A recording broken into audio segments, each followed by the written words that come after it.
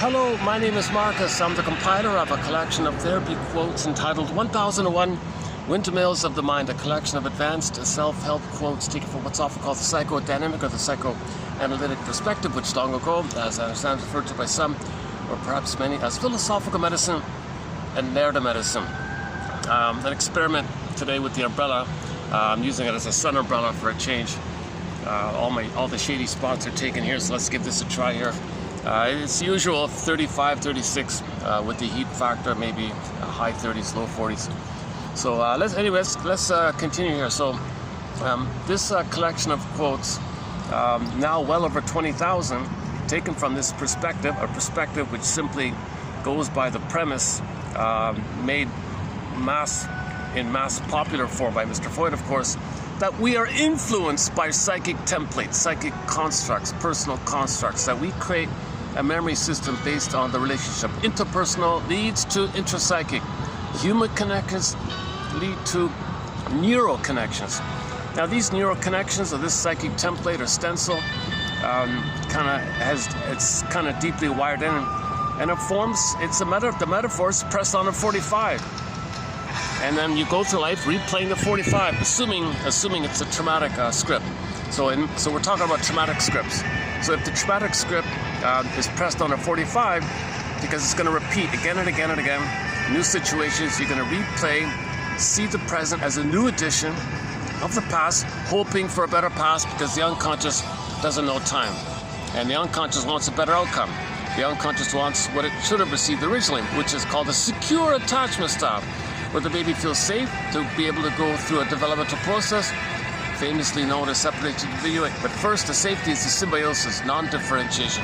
He needs to feel one with the mother as a blissful Garden of Eden, Shambhala, Shangri-La, Utopia, etc.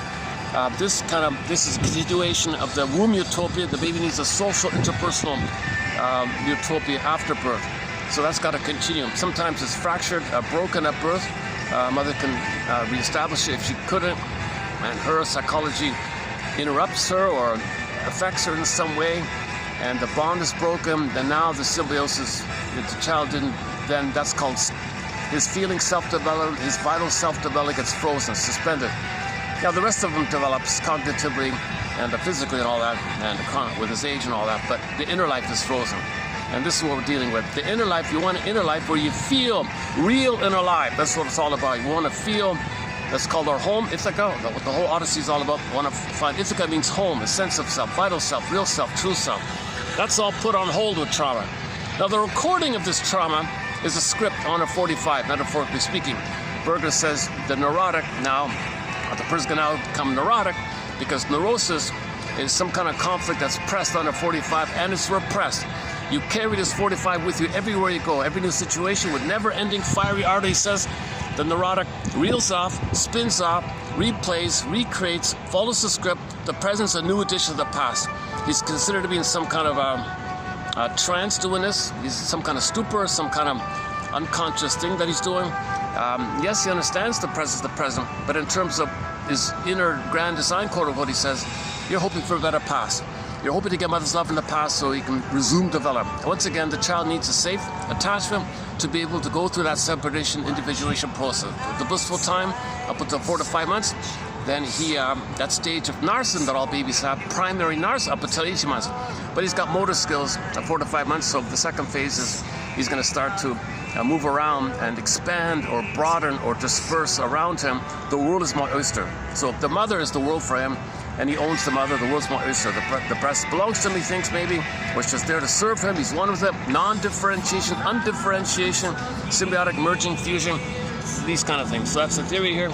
And now, because when he starts to walk and crawl or run, whenever it is, 4 or 5 months, something like that, now he's Superman, superpowers, motor skills, wow! He's got new power, he's very delighted. So he thinks like a king and a god, now he's got superpowers. So he disperses the breast onto the world. That's called the world is my oyster phase. The oyster being just a metaphor for the attitude that the baby thinks the breast belongs to him, so the world belongs to him, the oyster belongs to him, the world's my oyster phase. So during this time, he still thinks all about him, center stage, and everything should serve him. It's all about him. He's in a cocoon, he's in a bubble, he's in a glass wall, he's in some kind of solipsistic system. Okay, he's still one with everything. So he thinks the environment should serve him, it's one with him, should take care of him, feed him. He doesn't have a sense of self yet. Because of the fusion, the two is one. This thing called primary narcissism called fusion. Okay, out of the safety from the fusion, from the safety of the fusion, he can differentiate. Then at 18 months, he starts to have a sense of I, not I. Psychologically speaking, emotionally speaking, he's a person in his own right. Mother's a person in her own right. Now you're getting a sense of self for himself, a recognition that the mother's a sense of self, if that's the case. So normal development, post 18 months, he differentiates. So imagine in the mind like two separate circles, almost a little bit like that. But now, from 18 months to 4, roughly age 4, the famous rapprochement phase. Now, Voyager, seek thou forth and find yourself, explore. Now he's trying to individuate, nobody likes. Now he's just testing things out, trial and error, trial and error. He tries things out, he might get scared, runs back to the mother or father, and they say, yes, you can learn, I can teach you a little bit, not too much. And he gets the message that it's safe to know himself, it's safe to find himself, it's safe to be what he's meant to be. And the mother's not using him to play a role for her, father's not using the kid to play a role for him, the child's free to be himself, kind of idea. So that's called the rapprochement phase.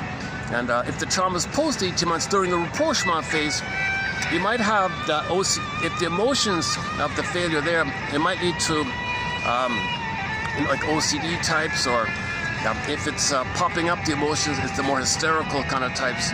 But if the trauma is prior to 18 months in the narcissistic place, it's considered more severe. So you got the narcissistic types, and you got the bully types, the Iago types, passive-aggressive bullies and passive-aggressive narcissists, waif narc, clingy vine narc.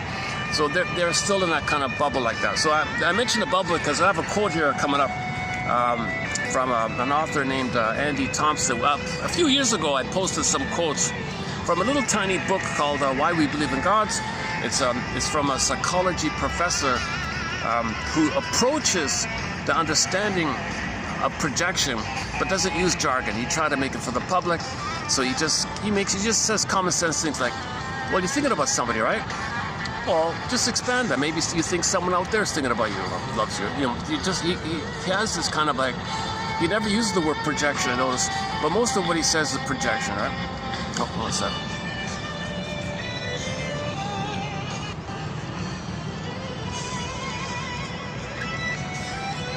Hang on. Let me. A second thought. I had the fan set up.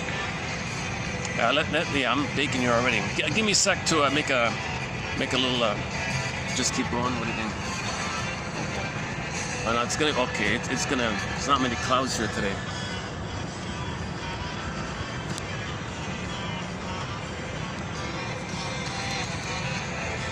I'm not sure when the shade will.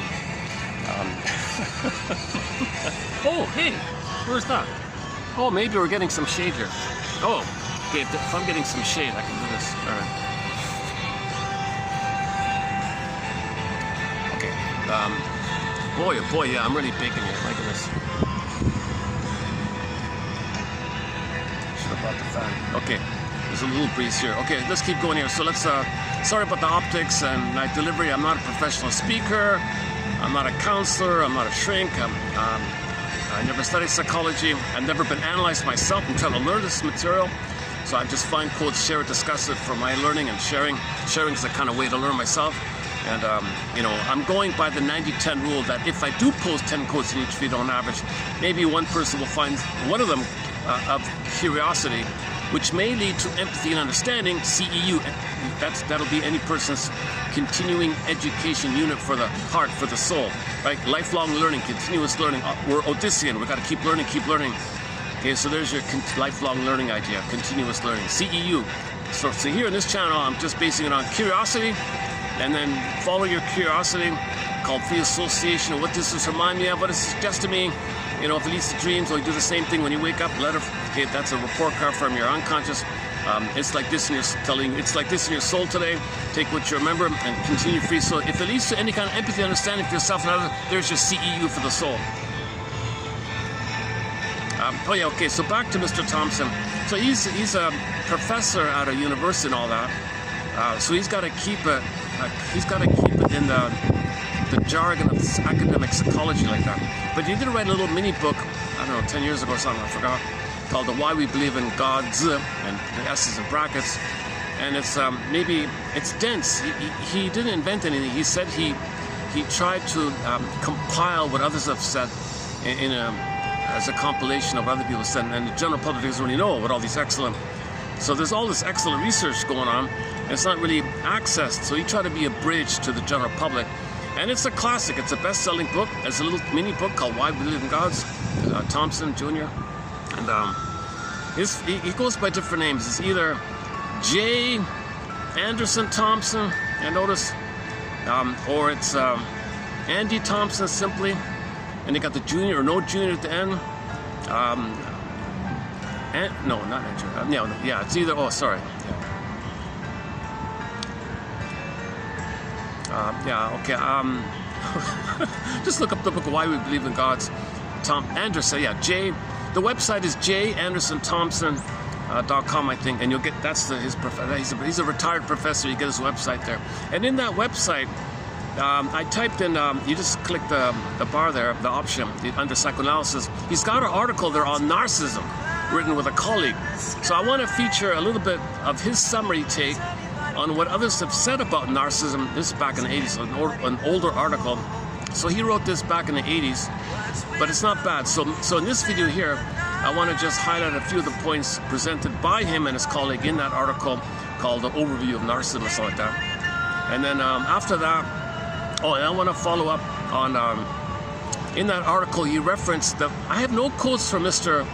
Bakum Volkan, right, from Turkey or something like that.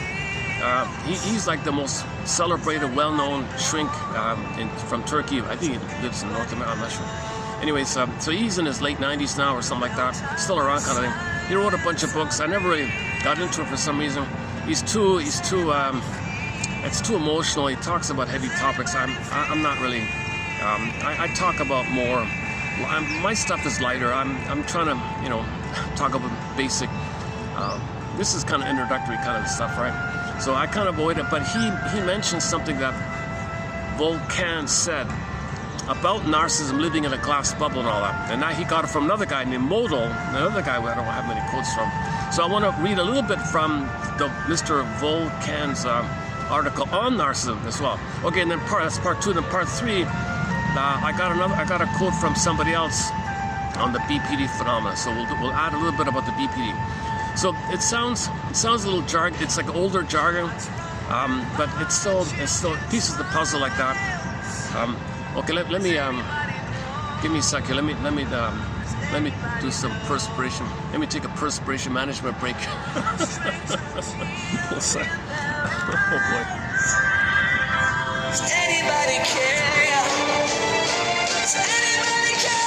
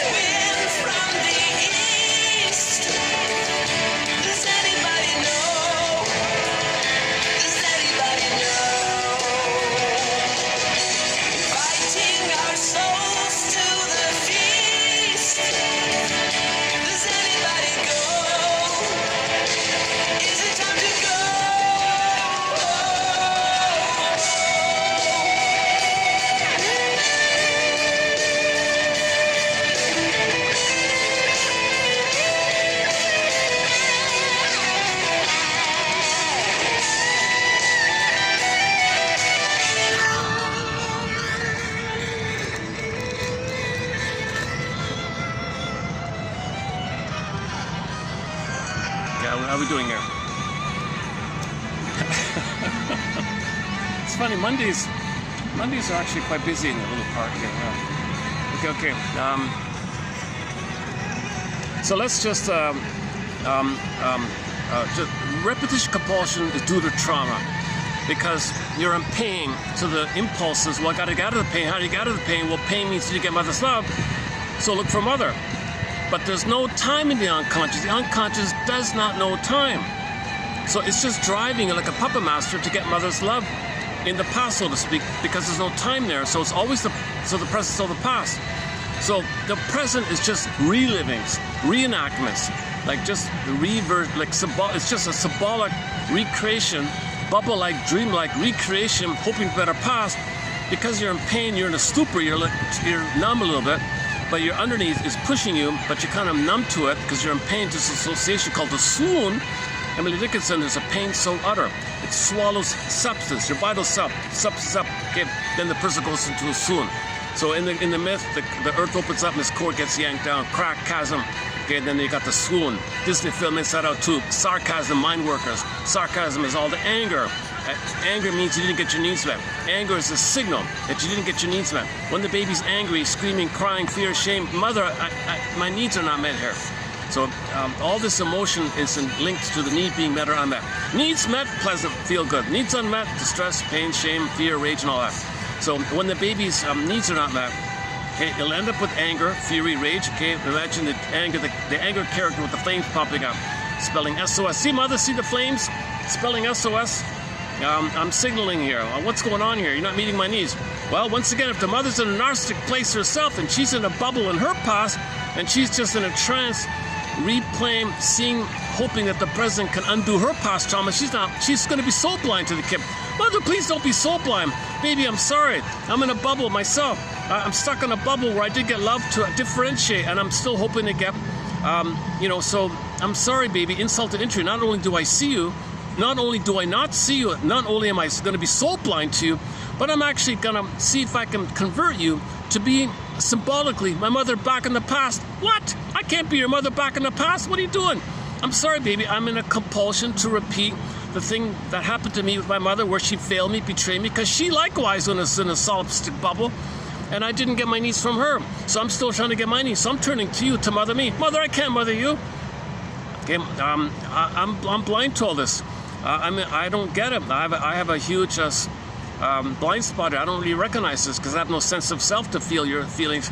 I don't even have my feelings because I don't have my sense of self.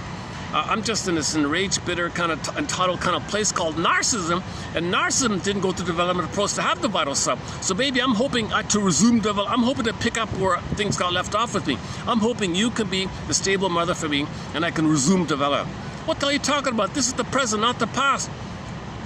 There's no time machines. Fine, mother, if there's a time machine and you can morph me into a perfect mother, and fine, and there's no time machines here. I'm in the present. I'm the baby who needs your love, your maternal supply, your maternal mirroring, your love and understanding, your sweetness, your safety, your recognition. I need a rhythm of bliss and a rhythm of safety with you. I need you to be a symbiotic object to me, a love object for me. I need you to do that for me. I need to attach to you and you meet my needs. Don't try to, don't twist it and pervert it and take it back in the past where I should be a mother back. That's going to fail, kind of thing. Let's take this back up. Boy, oh boy, even with the phantom. Oh, hey, good news. Oh, the shade's coming in. Oh, good. Oh, okay. Okay, soon I'll get the shade here. Oh, good. That was...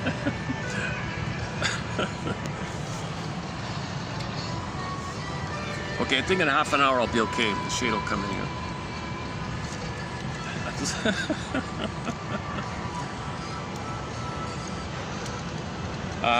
Yeah, okay, so the greatest hurt of all, mother is going to be so blind to the child's developmental needs for a safe attachment. Once again, the child wants to feel safe, and from that, and that's called the primary dependency needs. Some people call it the narcissistic needs, and that's for his identity. So the connection, identity. Two key words here, connection, okay, and with the connection, your identity can blossom and develop. In the soil of the connection, in the sweet, fertile sweetness and tenderness of the relationship of the cocoon of the baby and the mother, a different kind of cocoon, the child's sense of self where he feels real alive and has a sense of self, vital self, can blossom and stay with him. Age 4, he's got a sense of self. In the mind, theater of the mind, self and other different, so distinct, and he knows what he likes. So now he's good to go, kind of thing. Now that's ideally the process described by object relations theory, developmental theory, Masterson, and many others. Okay, Mr. Coat took a shortcut, so some people try to simplify it, don't bother with all that. most people didn't even get their narcissistic needs met. Just give them empathy. See, no, it doesn't work, right? You got to recognize that the child does. It does seem to be the case where if trauma's earlier on, and people identify with aggressive, treat others the way we're treated. If they have schadenfreude, that's an earlier trauma. If people are more playful and kind, but they're confused, it's the trauma a little later on. If you're still a little childlike, let's say, you're still holding, you still have some sense of self. But if you're too cynical and too negative, and that's it, and your attitude is too jungly, and then you rationalize it by cherry picking professors who say it's just a jungle like that. The idea of a jungle is, yes, for the baby, if he's hurt in that early time, he is going to have in the map of the mind, the theater of the mind, a sense of a jungle. Because what's attacking him in the jungle? His own anger at his mother, blocked, rebounded him. So take the image, imagine an image where the baby, his life force is rushing to reach the mother. Mother, I'm communicating to you. She doesn't get it, so the baby tries harder and harder. The fear and the shame and the shame and the distress and the shame and the fear and the pain builds up. Finally, the anger character. Mother still doesn't get. Mother says, you can't be angry. Who's eager? No, it's all about me, not about you. You don't have needs. Only my needs count. Your needs don't count. The baby will be more angry. There's your fury and rage at this point. The mother's really upset. Who do you think you are being rage at me? I am. There's guilt trips. So finally, the last painful thing that takes place, to maintain the baby's hope and cry that his signal and his communication will one day, someday be answered. Imagine he's got to direct it to himself. He's going to direct it to himself because where's it going to go? Mother keeps hurting him. So to maintain the hope to get mother's love one day, someday, he turns to himself. He hates himself as if he's his own mother, so to speak, but he can't be his own mother. But that's the painful dilemma called psychic masochism. Because this pain he's inflicting on himself, he's gonna trick himself in a thing called psychic masochism, where he's gonna make it pleasurable. To maintain the status and maintain your hope, the only way to do this is what Berger calls the liberalization of pain, the pain and pleasure phenomenon called psych. It's not like a regular, at least it's a self-defeating behavior, but it's a different construct called psychic masochism. So how that works is, enter Almond and Paul. Because the needs were not met, you symbolically look for love. So the kid will do oral fixations, right? Smoking, drinking, gambling, promising drinking, things, gambling. These kind of hope that whatever you're doing is going to give your mother's love back in the past. It's not going to work, but in the process, the activity Almond and Paul say, you're going to trigger the past. When you chase for a cookie, you feel important, number one. You're infantile, you're important, you're gonna take in charge, you're active. So you got some hope, but the dopamine kicks in to chase for the cookie, let's say, or the drink, whatever. Now, when you get the item, dopamine is the excitement because you expect that the cookie or the drink is the mother in the past. Consciously, no, of course not. Need to know, you're not gonna know that. But the unconscious thinks that. And in fact, what the unconscious does is, it says to the ego, hey, ego, cover me here. Don't let the person know that we think the cookie is mother. Give them some excuse. Just tell them it's on sale, and then leave it like that. Oh, it's on sale. Okay, good enough. Rationalize away, explain away, excuse away, deny. Come on, ego. Throw the person some cute thing to say, or throw him a bone, or rationalization, red herring, straw man. Distract him in some way, shape, or form. He can't know. He'd interrupt it. He'd be too much. We're doing him a good. He'd be too much pain if you know. He's not ready to know. So the person will end up creating some kind of quote-unquote belief. The pain in him creates the belief that functions like a cloak, like a camouflage kind of thing. So he's doing something under the cloak, not knowing that the unconscious puppet master, the limbic system, the survival brain really, is pushing him to look for the cookie, thinking it's mother. Because got to get mother, got to get a pain, got to get mother. So search for the cookie. So this is called unconscious motivation. That there is such a thing as an unconscious system going on. So that means, once again, Almond and Paul say, when the person does finally get the cookie or something, it's gonna trigger the time when the baby or person was one of the mother, was in a blissful euphoria, delirious euphoria, oceanic feeling, oceanic bliss, Gardabian Shamba, it's gonna trigger those good old days, and they get the chemistry. The chemistry that's blipped up when he felt safe and bliss. Oh, how's the music? Oh, hold on.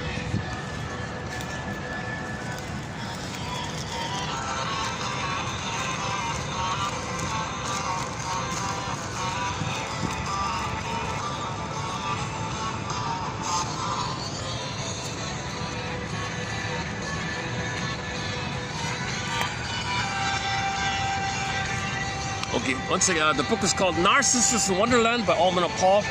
So the thing you're chasing for is called an ersatz self-object, an imaginary symbolic mother, self-object. So remember, the mother, the breast mother, is the self-object for the baby.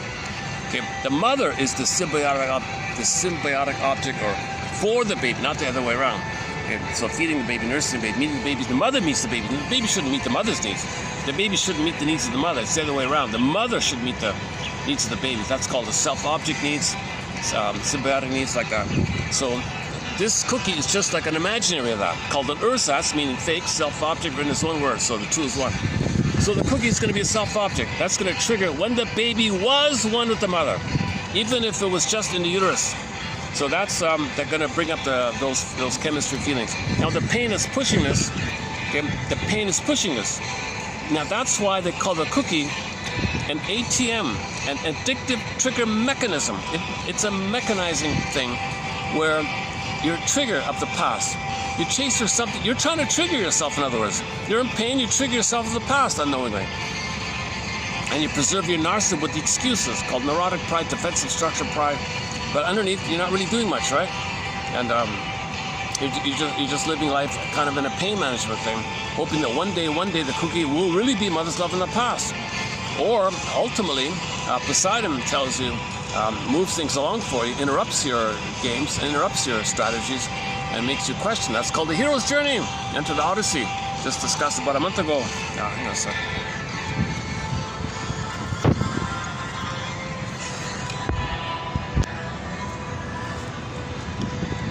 Let's try it like this. I wonder if I can just prop the umbrella up somehow. Can I just... Gotta bring some rope or something next time. Oh, luckily we've got the fan. Okay, how are we doing here?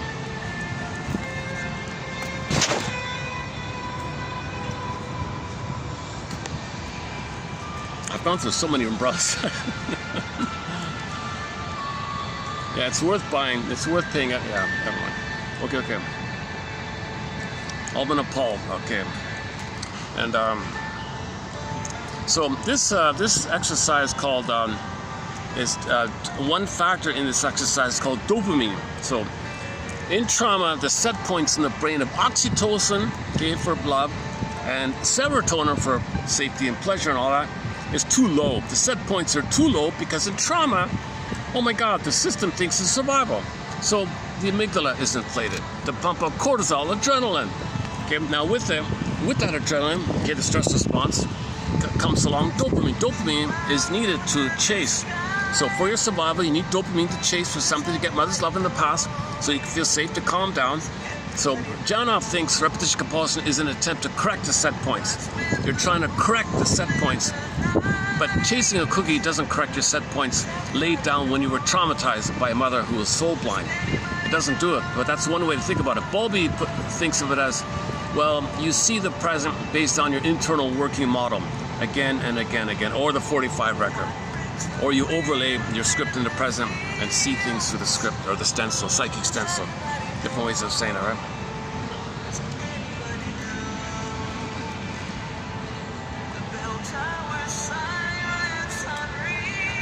Okay, where are we? Yeah, I'm feeling the heat here. Yeah, it's kind of. It seems much harder today. Yeah, why is this? Yesterday was kind of coolish a little bit. Look at that, eh? My goodness.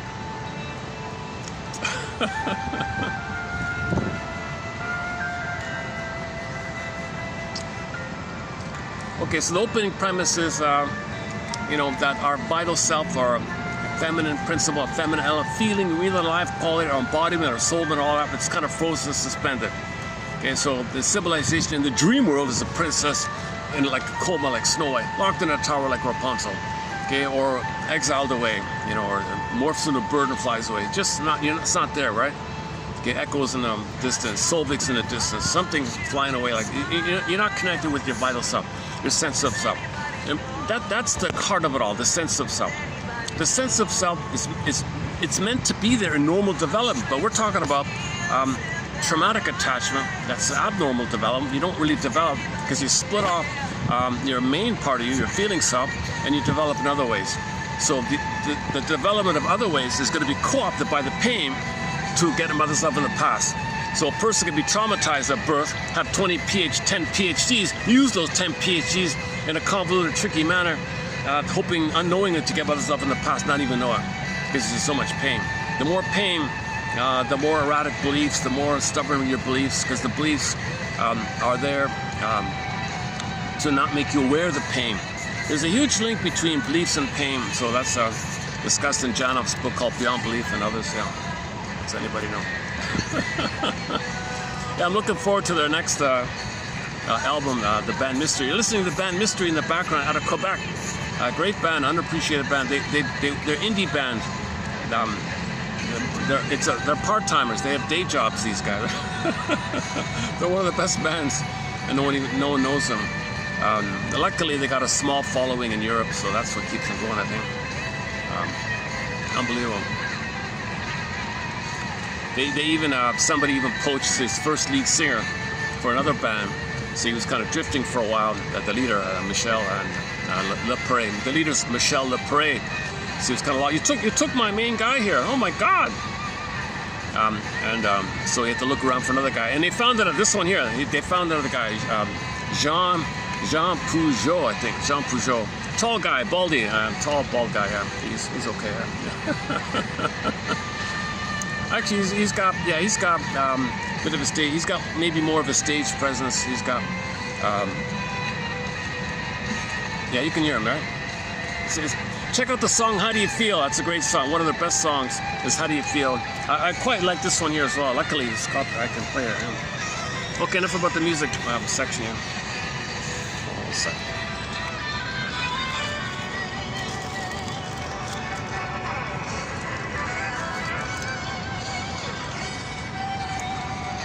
Oh boy, I'm trying to make myself comfortable here. Holding an umbrella in the heat.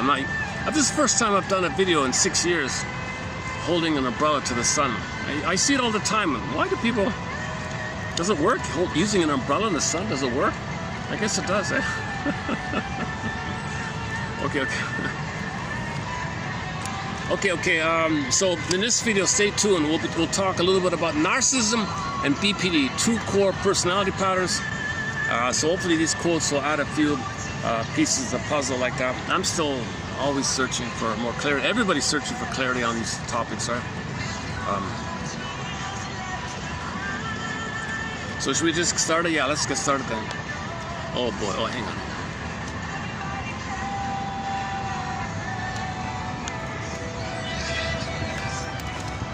Yeah, okay.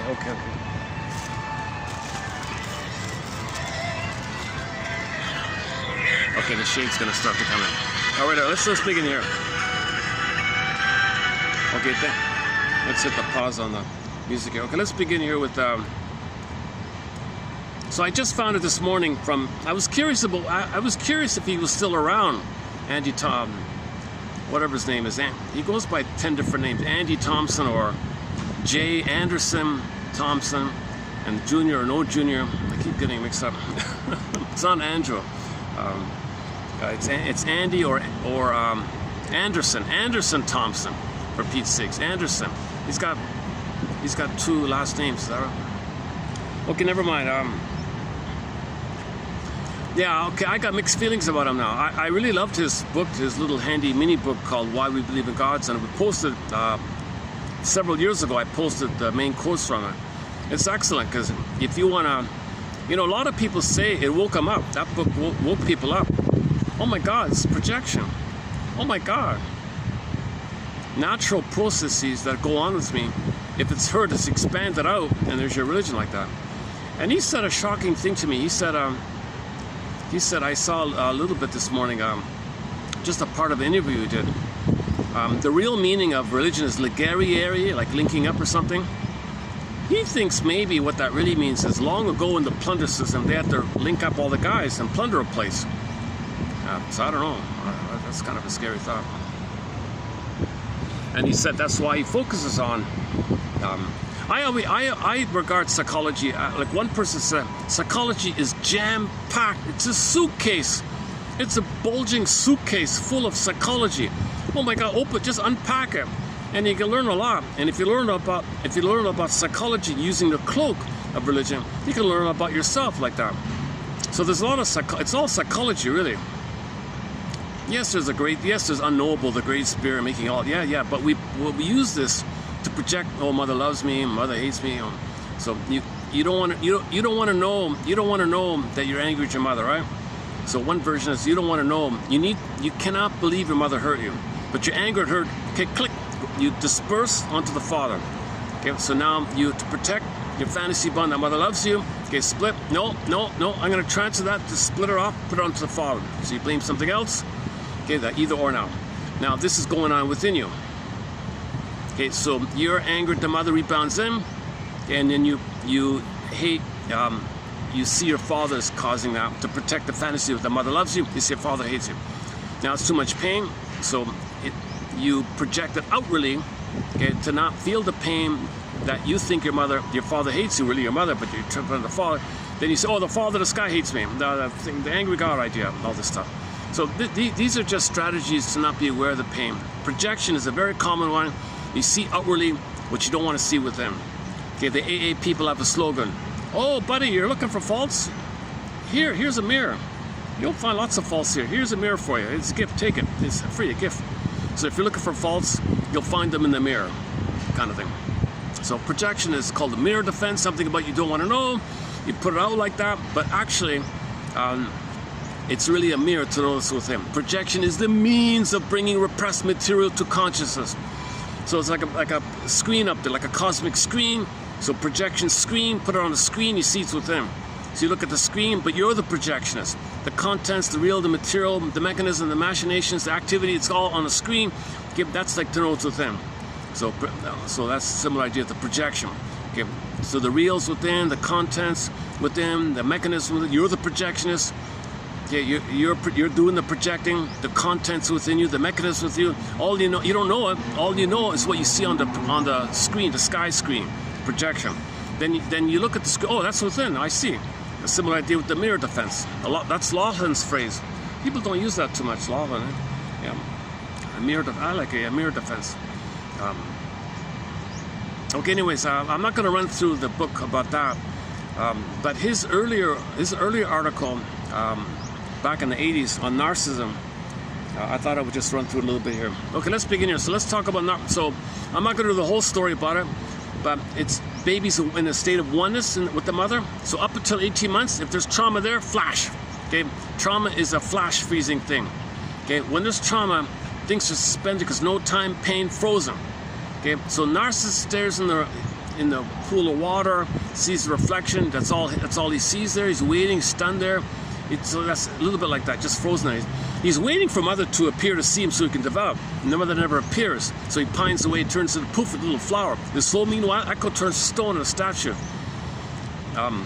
So trauma is also known as a destiny neurosis. It has the ability to put you in a trance. It freezes things. Okay, now you're hypnotized. And you're going to repeat the 45 again and again and again.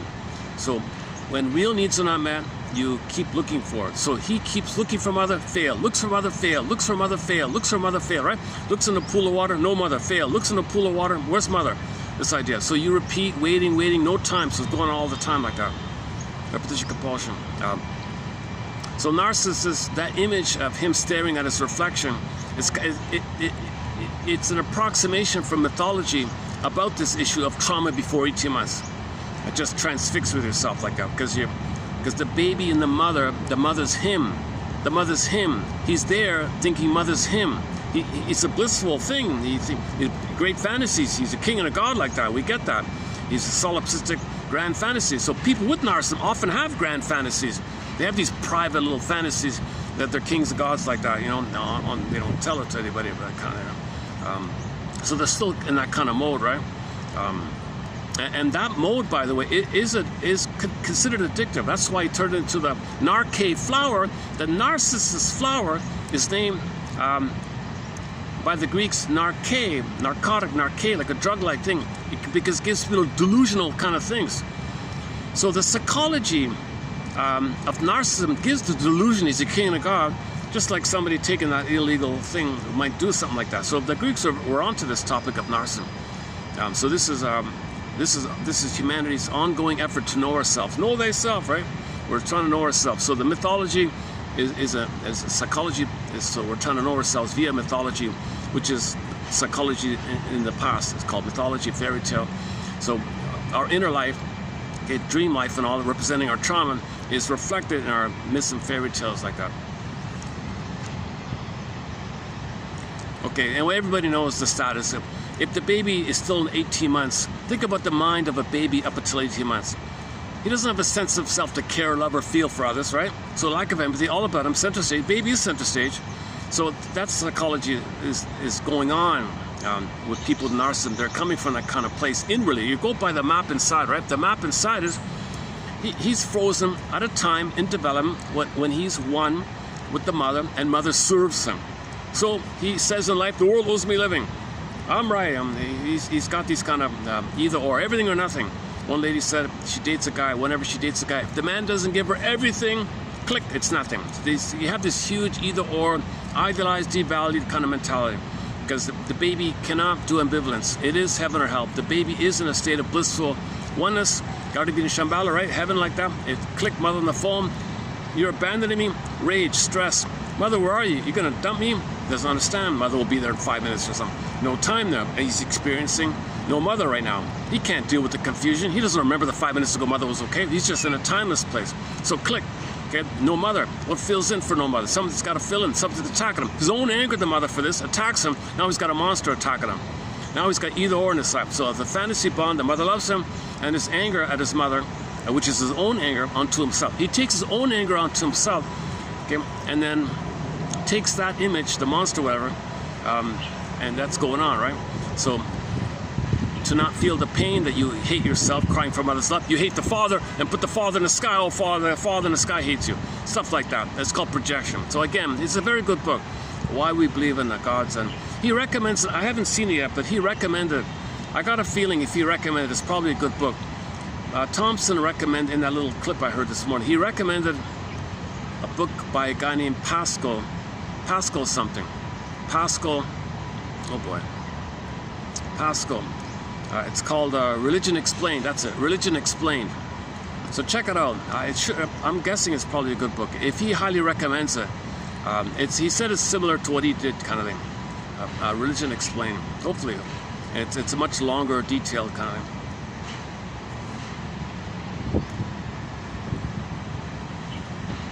Okay, narcissism, right?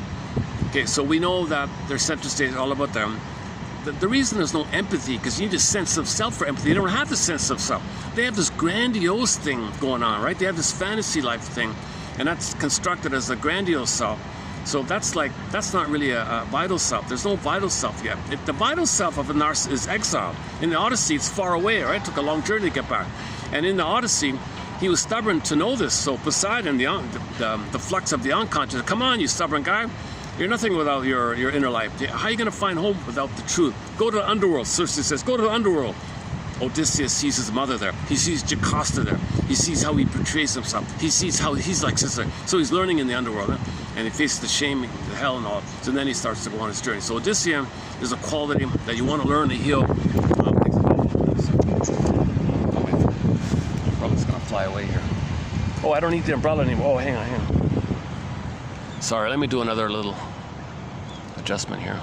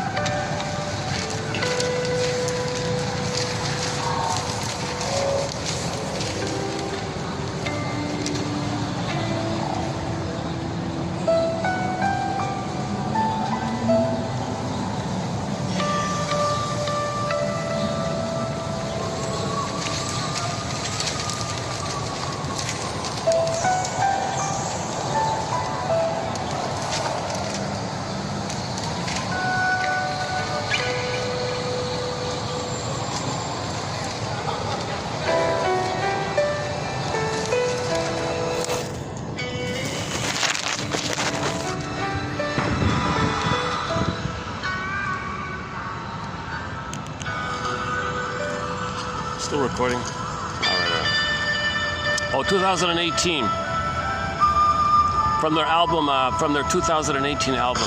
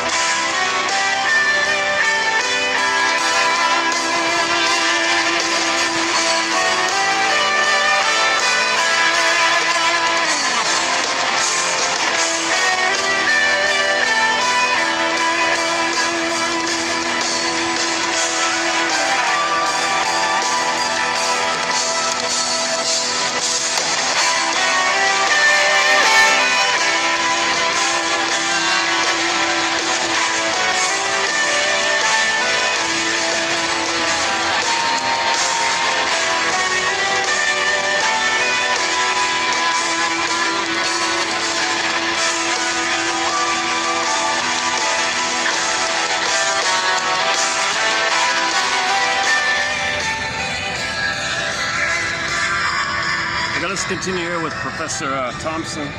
Let's just call him Thompson. Huh? No P, Thompson. Yeah. Oh, that's another confusing thing. There's no P in his name, man. Okay, so let's continue here. So narcissism. Okay.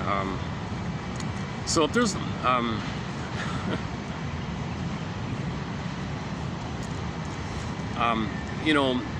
there's there's different types of narcissism, right?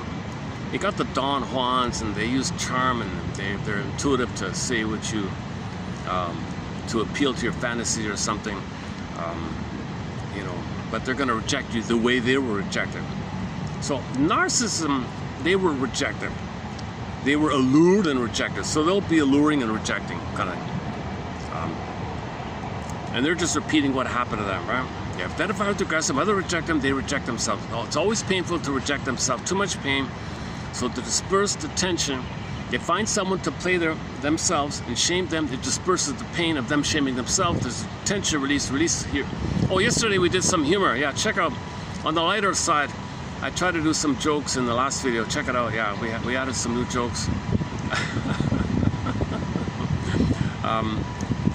Yeah, hopefully there's one joke in there that's okay.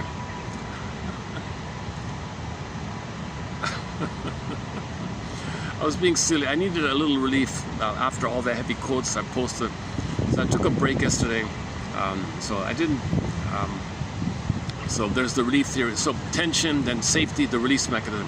But if your structure is narcissism, you only feel tension when you shame someone because you're shaming yourself. That's the release. So all your dark humor, schadenfreude, cynicism, sarcasm, you laugh at that kind of thing because you're shaming someone who's playing you.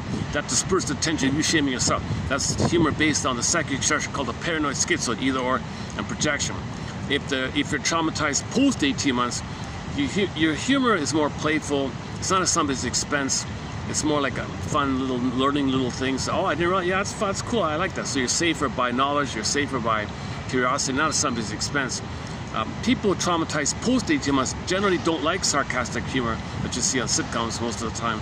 But a lot of people do have trauma early age of narcissism, so there's a huge... And the reason it just cranks out all the time because there's no time. The pain pump is no time. You're repeating the cycling of the loop, the 45 spinning. Mother shamed you, ouch. You identify with her, shame someone else. But the memory is repeating. Mother shamed you, you become her, shame someone else. To disperse the tension, that mother shamed you, you become her, shaming yourself. So the comedy you see is just non-stop 24/7 cranking out cynical, sarcastic, bitter jokes, bitter banter. It's just a reflection of this reeling thing going on. Once again, the 45 record. Every neurotic is a music enthusiast, but he only has 145. He carries it with him everywhere he goes. With never-ending fiery ardor, whenever he sees a turntable, he reels off, he plays off his one and only tune. That's his one way of relating, one way of feeling. Okay, all the stress is on there, the disappointment's on there. He's just recreating the kind of thing. Others can play him, he'll play the mother. And there's a release like that. if trauma is post 18 months, people don't make the crossover. They play themselves and others disappoint them, but they're okay. They still have some identity, still have some differentiate. But the reason things are so narcissistic rage with the earlier on, because there's no identity. So if something interrupts your shell, you're a game or something, you feel what's called disintegration anxiety, annihilation anxiety, persecutory anxiety, abandonment depression. You feel this massive emptiness, and without awareness of this, you're kind of swept up in it. But if you're aware of it, you can tie yourself to the mast like Odysseus, and you hold yourself. If you're aware, conscious awareness holds you and protects you. You might need help like that, but at least be aware of that. That if the narcissist doesn't get a supply, okay, he'll do the devaluing trick. If that doesn't work, you might feel really enraged like that. So usually narcissists want to be seen or in some way. If they're not, they're filled with envy. So to not be reminded of the pain that they didn't get goodness, to remove the triggering of the pain around not receiving goodness, they want to see the goodness wrecked, called envy. Now if that didn't work, oh my God, the goodness is still there, pain, they freak out, right? They'll try again to be destructive or envious like that. If that didn't work, okay, now they got to look at, now they got to feel the anxiety like that. So they can reach for a cigarette or a drink or something to numb the pain, anesthetize the pain or something. So yeah, narcissists, I wonder if there's an article out there about this. It seems to me that not all narcissists are smokers, but I'm wondering,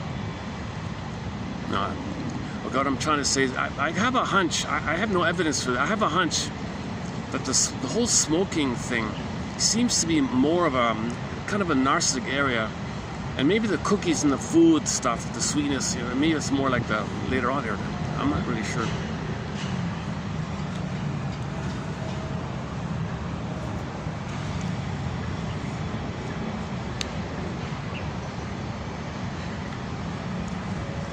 Okay.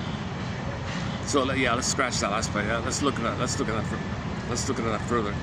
We have a thread on the oral fixations, you know, including smoking, drinking, all that. That's a separate topic. Due to weaning trauma, okay, so that's a kind of trauma. Weaning trauma, betrayal trauma, ambient trauma, strain trauma, relational, interpersonal, all these kind of traumas like that.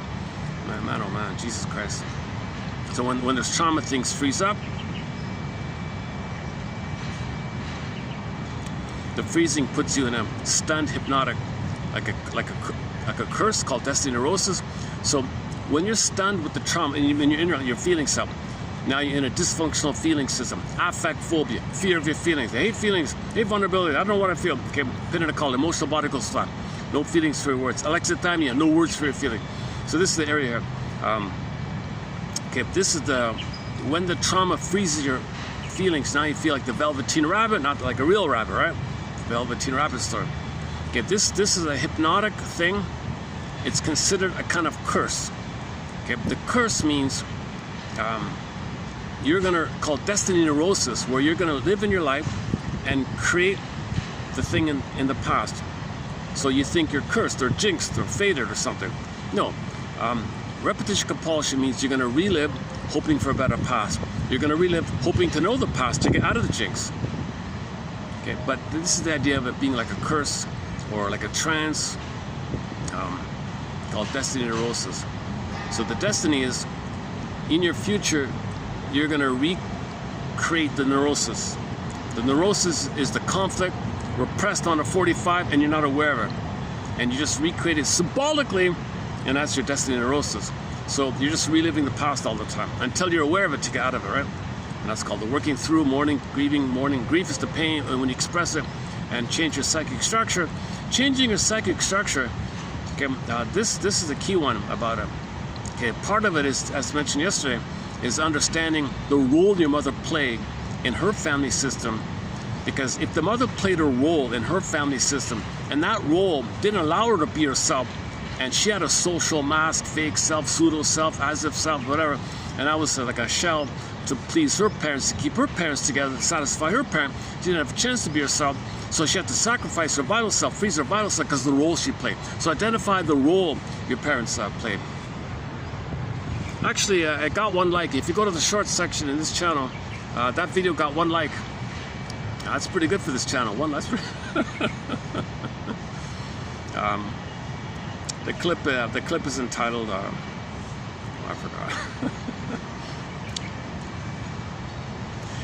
The clip. You see the floor to ceiling glass building behind me, and a nice background with the glass windows and all that. They're renovating some building or something. Okay.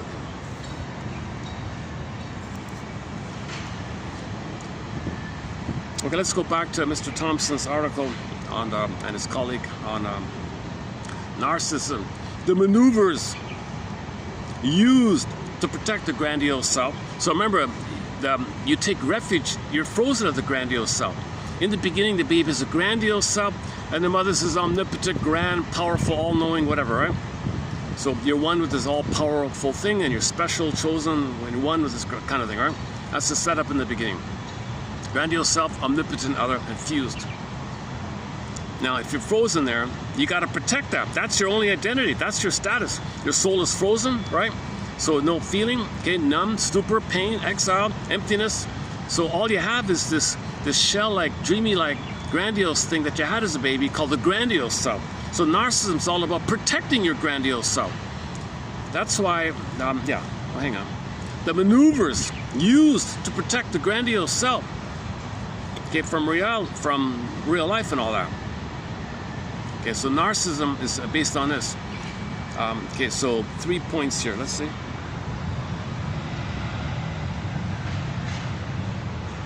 Okay, here's where he quotes the Mr. Vulcan. It sounds like he's from Star Trek or something. I'm sure he gets teased about his name here. Are you a Vulcan, Mr. Vulcan? Are you from the planet Vulcan? No, I'm from Earth. I'm from planet Earth. I'm from Turkey. There's cats. I love cats. Where I live, there's lots of cats around where I live. I'm from a place where there's lots of cats. We love cats. I'm not from Vulcan. My name just sounds. Okay. I'm sure he's a smart guy and all that. So let's look into it later. Or maybe not. I don't know. Okay, so he says here that he admires Mr. Vulcan. He says he respects Mr. Vulcan. He said he learned a lot and treats him like a mentor almost, right? Okay, so Vulcan points to 3 such mechanisms used to protect the grandiose self from reality. Number 1, externalization. Externalization. So you just recreate on the outside, see on the outside, create on the outside what's going on in your inner conflict on the inside. So your inner conflict on the inside, okay, you don't want to know that your anger is attacking yourself. Okay, your own anger at the mother's attacking you. That's a conflict. You want to be yourself, but your anger at the mother crying for her love is attacking you. That's called the anti-self system. Okay, monsters of the id. So in the dream world, it's a monster. Okay, good. The monster just means the baby's in an oral phase, gobbling in, oral, taking in, rage, oral rage. So in the block, rebounding, poof, monster. This can take any entity that's in rage, wants to gobble you up. That's the anti-self system. And plus, it's doing that because you internalize the negative attitudes you think your mother said to you when she didn't meet your needs. You thought your mother said, you're no good, you're unlovable, I hate you. So you say, I hate myself, I'm no good, I'm unlovable. So you're doing that, plus your anger, fused in, poof, monsters. That's why it's such a intense kind of thing. It's never satisfied, it's insatiable, because you can never nurse yourself. You can never be your own mother and give the motherly love that you should have. It's a relational, it's got to be 2 people. You can't do it onto yourself. This idea of doing it onto yourself is the narcissistic meaning, the meaning of narcissism. And you're criticizing, so there's a lot of pain like this. So to avoid this inner conflict, okay, and again, self-activation, you want to be yourself. Oh, hang on a second. Give me a sec here.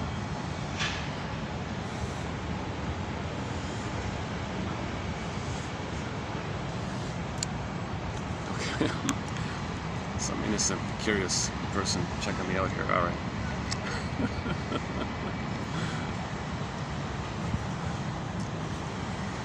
Oh, good. Okay, good. Not too many people. Oh, okay, good. Maybe it'll fill up later on. I got an early start on purpose. I seem to be the main attraction. Oh, people are watching me. Oh, people are watching me to my side. I didn't realize that. I seem to be the main attraction. Jesus Christ. Oh, I see. I'm not used to this idea of speaking, people watching me like that. maybe I should take it as an opportunity, just in case one day I get the phone call. You know, your lectures are interesting. We'll fly you in. You teach us what you know. You got some good stuff here. I'm just kidding. That's a fantasy. I have no master's degree. I only have a BA. So I would probably make it very clear that I'm not really a qualified speaker like that. I have not been analyzed.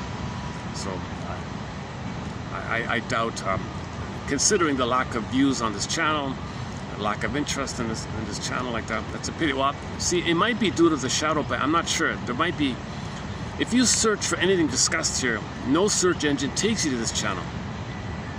So there's a deliberate kind of blocking like that. And some professors said that psychoanalysis is kind of blocked because psychoanalysis is used, okay, from the mainly advertising and PR people for their agendas. So they don't want people self-aware. This gives you self-awareness. If you're self-aware, you'll be aware of other things. If you're not self-aware, you'll be unaware, as above, so below. If you're ignorant to yourself, you'll be ignorant outwardly. So this is a sad kind of thing like that. So Mr. Thompson seems to be he also might be getting a hard time. I remember that in that clip I heard, he said, you know, I'm speaking here to you, to the podcaster guy, but, you know, honestly, I'm worried about being slandered.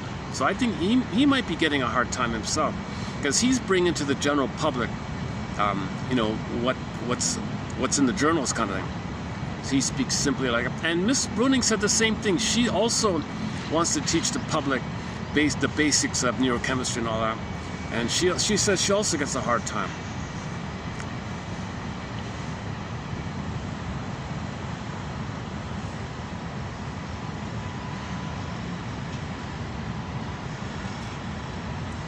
It's ridiculous, and we're meant to know ourselves. So anyway, that's there's a resistance. So just as an individual wants to know himself, okay, that's being himself. Well, wait a minute, you're going to trigger what happened in the nursery, where mother failed, your anger attacked yourself. So self-activation triggers your own anger at yourself, this pain, then you reach for a cookie. Okay? So there's inner conflict. You want to be yourself. It's called self-activation, real self-activation, true self, vital self, real self-activation. That's when you were real originally, and you had a need. You're triggering all that. The 45 plays out. Mother failed, you rage, attacks yourself, ouch. Reach for a cookie to soothe it. And now you're doing this looping thing. It's not really soothing, it's repression, or burying, or chemical trick, or assuaging, repression, deny, distract, however the chemistry of repression works, I don't know. Okay, so narcissism, so he has here 3 points. So narcissists are notorious for being prejudiced and blaming outside. Okay, so the monster inside. Okay, play the song by the band Delirium. Can't you see? Can't you see? Can't you see the threats within you? You're angry. The mother's attacking us. This inner threat. So they project on the outside, because if you manufacture makeup called prejudice, believe. Okay, make it up. There's something out there unknown. Okay, threat. Okay, good. Then you externalize your inner conflict that distracts you of the pain on the inside. Externalization and projection, acting out, these are defenses against the pain going on within.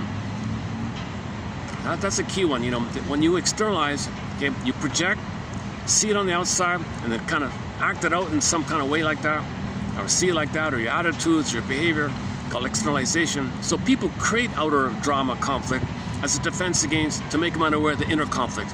And the inner conflict is the script that creates the outer. The outer is a reflection of the inner state. Once again, it's a mirror. If somebody's creating drama, they're meant to know there's drama on the inside. If people have a tendency to create these conflicts, that's for them to know there's an inner conflict. So man in the mirror, Michael Jackson, man in the mirror. So narcissists are very prejudiced people, very hostile people, very negative, cynical kind of people, sarcastic and all that. Okay, that means they're projecting the anger at themselves, them hating themselves. They think someone else hates them, and they're fighting back with themselves, inner conflict. They're fighting with their own monster, with the monster outside, and fight with them thinking you're fighting the nonsense. You can have 20 lifetimes fighting with an imaginary thing out there. It's called projection. It doesn't undo because you didn't address that your inner conflict. You got to face your inner conflict. Your inner conflict follows you everywhere you go. So just fantasizing some outer conflict, your inner conflict is a script still going on creating your projection. It's called projection. Externalization is the acting out extension of it. It's called externalization. So narcissists are notorious for prejudice and filled with hate and cynicism, things like that. If the attitude is jungleism, my greed or your greed, if they think it's like a jungle, if they have very negative, glass half empty kind of things, if they're quote-unquote hostile mind like that, the mind is hostile because they can't be themselves. They don't have access to the inner beauty, their vital beauty. It's frozen, it's exiled. Snow White, beauty, the beauty, Snow White, your budding beauty, Miss Beauty, she's in a coma. They don't have access to it, they don't know it. So there's an emptiness there, and your anger at your mother's attacking yourself, and you don't have the joy of the connection to your vital self. So of course you're angry because you don't have access to your inner beauty, memory of mother loving you, to have your inner beauty. All you have is your anger attacking yourself. So everything's so negative like that. So this is a clue to, so one way to deal with inner pain or the negative conflict is called externalization. While people are blaming, they're probably smoking too, at the same, or gambling or something. They got all these vices, like things like that. So they got to anesthetize the pain. It doesn't work. And they do it again. It doesn't work. Do it again. So they spend their whole lives. If it's a structure of the personality, it's called MPD, okay? or any of the other stinger personality patterns. MPD is the main one, and it branches off into various types. Externalization. Okay, so prejudice will be there, jungle mentality will be there, cynicism will be there, oral fixation will be there, a sense of entitlement, okay, and so on and so forth. No matter how charming the cloak is, but they're kind of cold and inside like that. All right. Externalization of the conflict. Okay, distorting what they see in reality. Okay, number two, here's a new one for me, the glass bubble fantasy. Okay, so narcissists, see, I always associate this with the schizoids. Like they're in a little glass bubble, leave me alone, and they're living a fantasy life. So schizoids, but narcissism has a covert schizoid. Masters calls it like a secret schizoid. So there's the inner schizoid phenomenon inside the narcissist called the glass bubble idea. The glass bubble fantasy and the use of transitional fantasies. Yeah, and these fantasies you create, he calls them teddy bears. That's what holds you all the time. You never had a real mother teddy bear, so you have these fantasies, you're amazing. So you're just perpetuating the addiction. So these fantasies are addictive because it keeps you in the grandiose narcissistic place. Remember, narcissist, the flower, narke. So these fantasies, you're dependent on, people could be addicted to these kind of fantasies.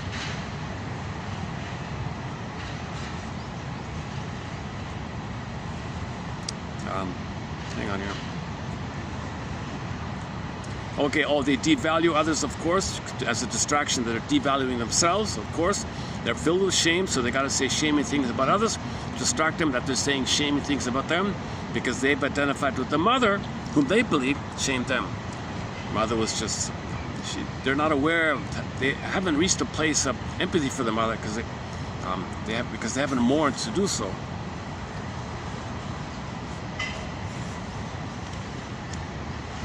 Yeah, so they project their own vulnerable self-representation onto others and devalue them. Yeah, that's themselves. All right. If they're in management, they like to surround themselves with people either who admire them, you're amazing, or those they have contempt for. There's no person-to-person kind of thing. And in the Odyssey,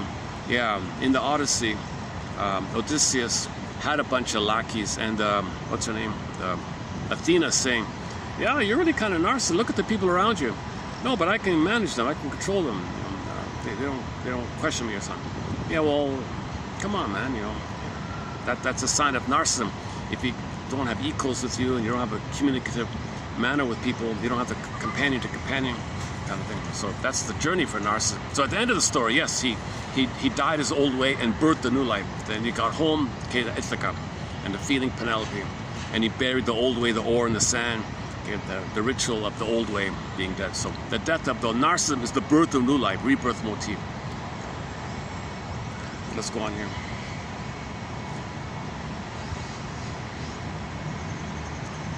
Volcan. I gotta get used to this guy's name. Volcan. Volcan. Not Spock, huh? Volcan. I mean, he's probably smart. Maybe he's smart like Spock. I don't know. Okay, Volcan, Professor Volcan, V is in Victor, O-L, and then K-A-M. All right. Volkan finds that narcissistic individuals use the glass bubble fantasy, whereby they live, meaning they live by themselves in a glorious but lonely way, enclosed by impervious but transparent protection. This fantasy is not readily disclosed. Only after therapy does it appear. He notes that the use of these fantasies, imaginary and rather stereotyped dramas of personal glory that narcissistic persons may habitually indulge in when faced with trauma. Their manner of using these fantasies is reminiscent of a child's use of transitional objects.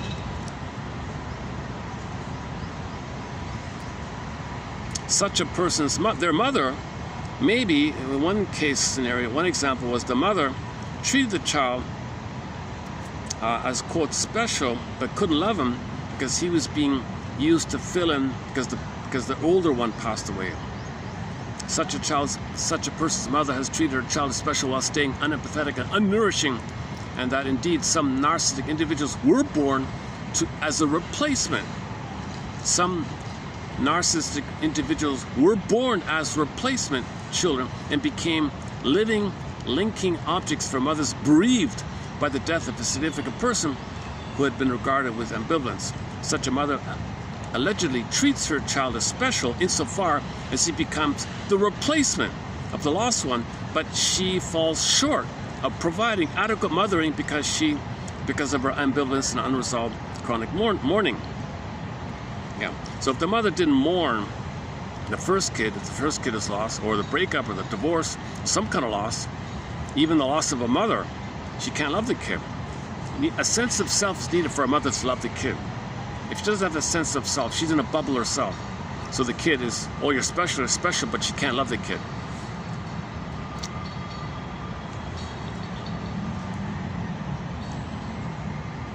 Okay, related to is another author, Stephen Johnson's descriptive profile of the alienated man. The alienated man also resembles that of a narcissist. So Johnson describes the same thing. Instead of calling it the glass bubble, he calls it the self-alienation. Johnson reviewed the contributions of major existential thinkers in picturing the alienated man as, quote, sitting in his own private theater, at once the projectionist and the sole audience. And here I am, ironic, here I am filming like this, right? I'm the projectionist, and am I the only one gonna? I hope no. Oh, come on, somebody, why?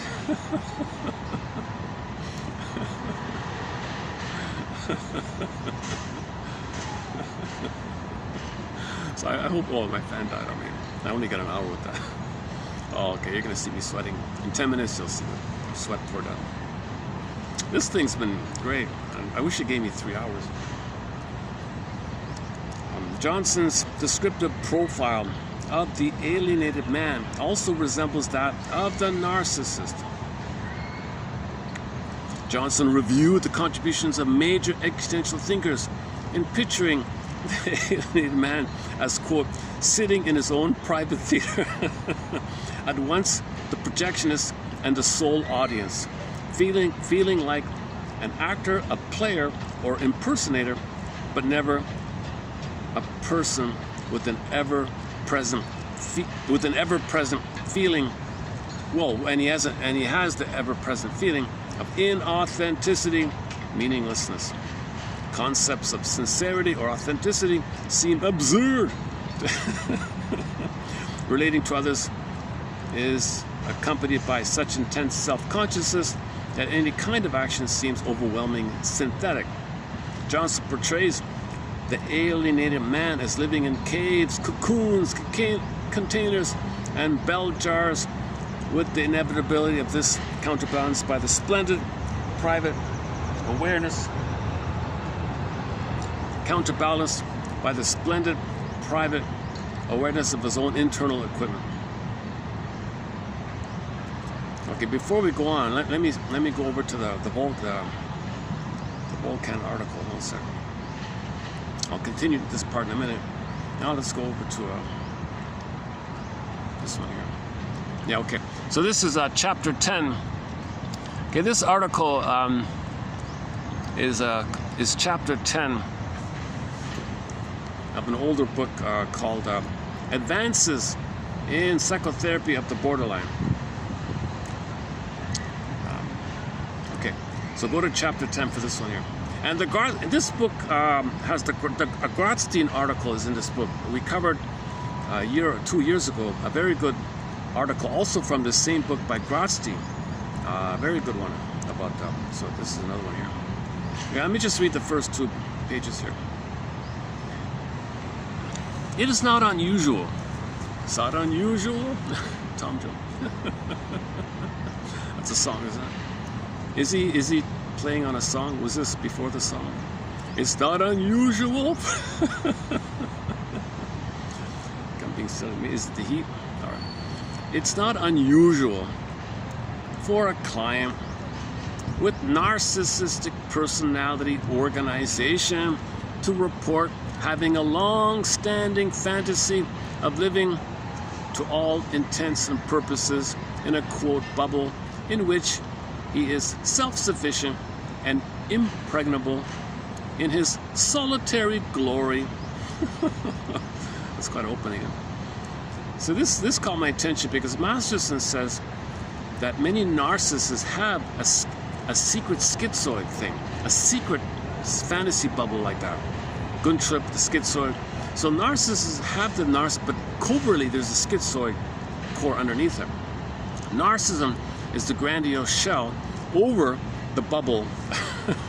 Shall I compare these to an onion? So bubble in a bubble, I guess. Or a bubble over a shell, like, or something, I don't know. Okay, such a fantasy came to my attention when a narcissistic client in analysis whose adaptation was rather effective on the surface described how it felt to be surrounded by some kind of wall of some kind, which constituted his private domain or something like that. Solitary but important. Okay. Since then, I have observed similar situations. For example, one client had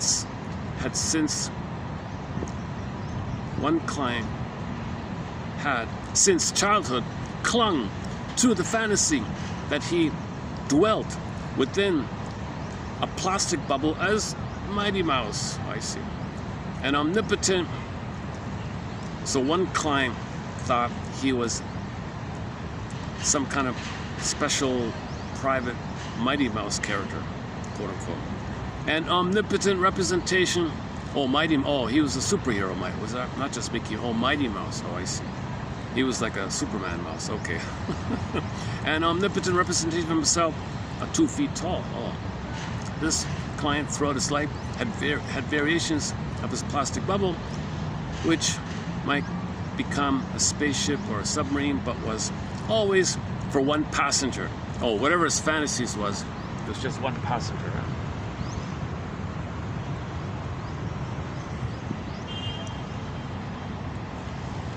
Galaxy, what's her name?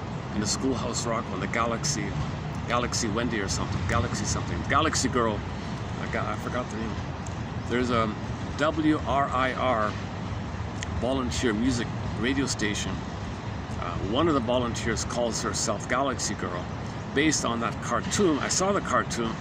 It's about a lonely girl flying around, visiting all the planets. Doesn't stay anywhere. It just flies around. Tells you about the planets. Say, I've been here, I've been there. I just fly around. So that's like a private. She's in her own little flying spaceship or something, or she flies by herself. I forgot. Another client whose care I supervised for a long time was unable to fall asleep without entering into specific fantasy, which he named the Robinson Crusoe fantasy.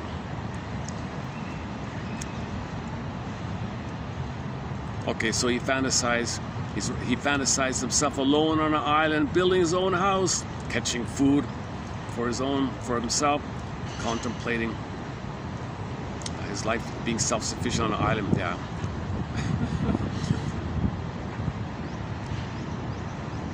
Who doesn't have that fantasy? But you want to be with your family, right? Like Robinson Crusoe, family, not alone.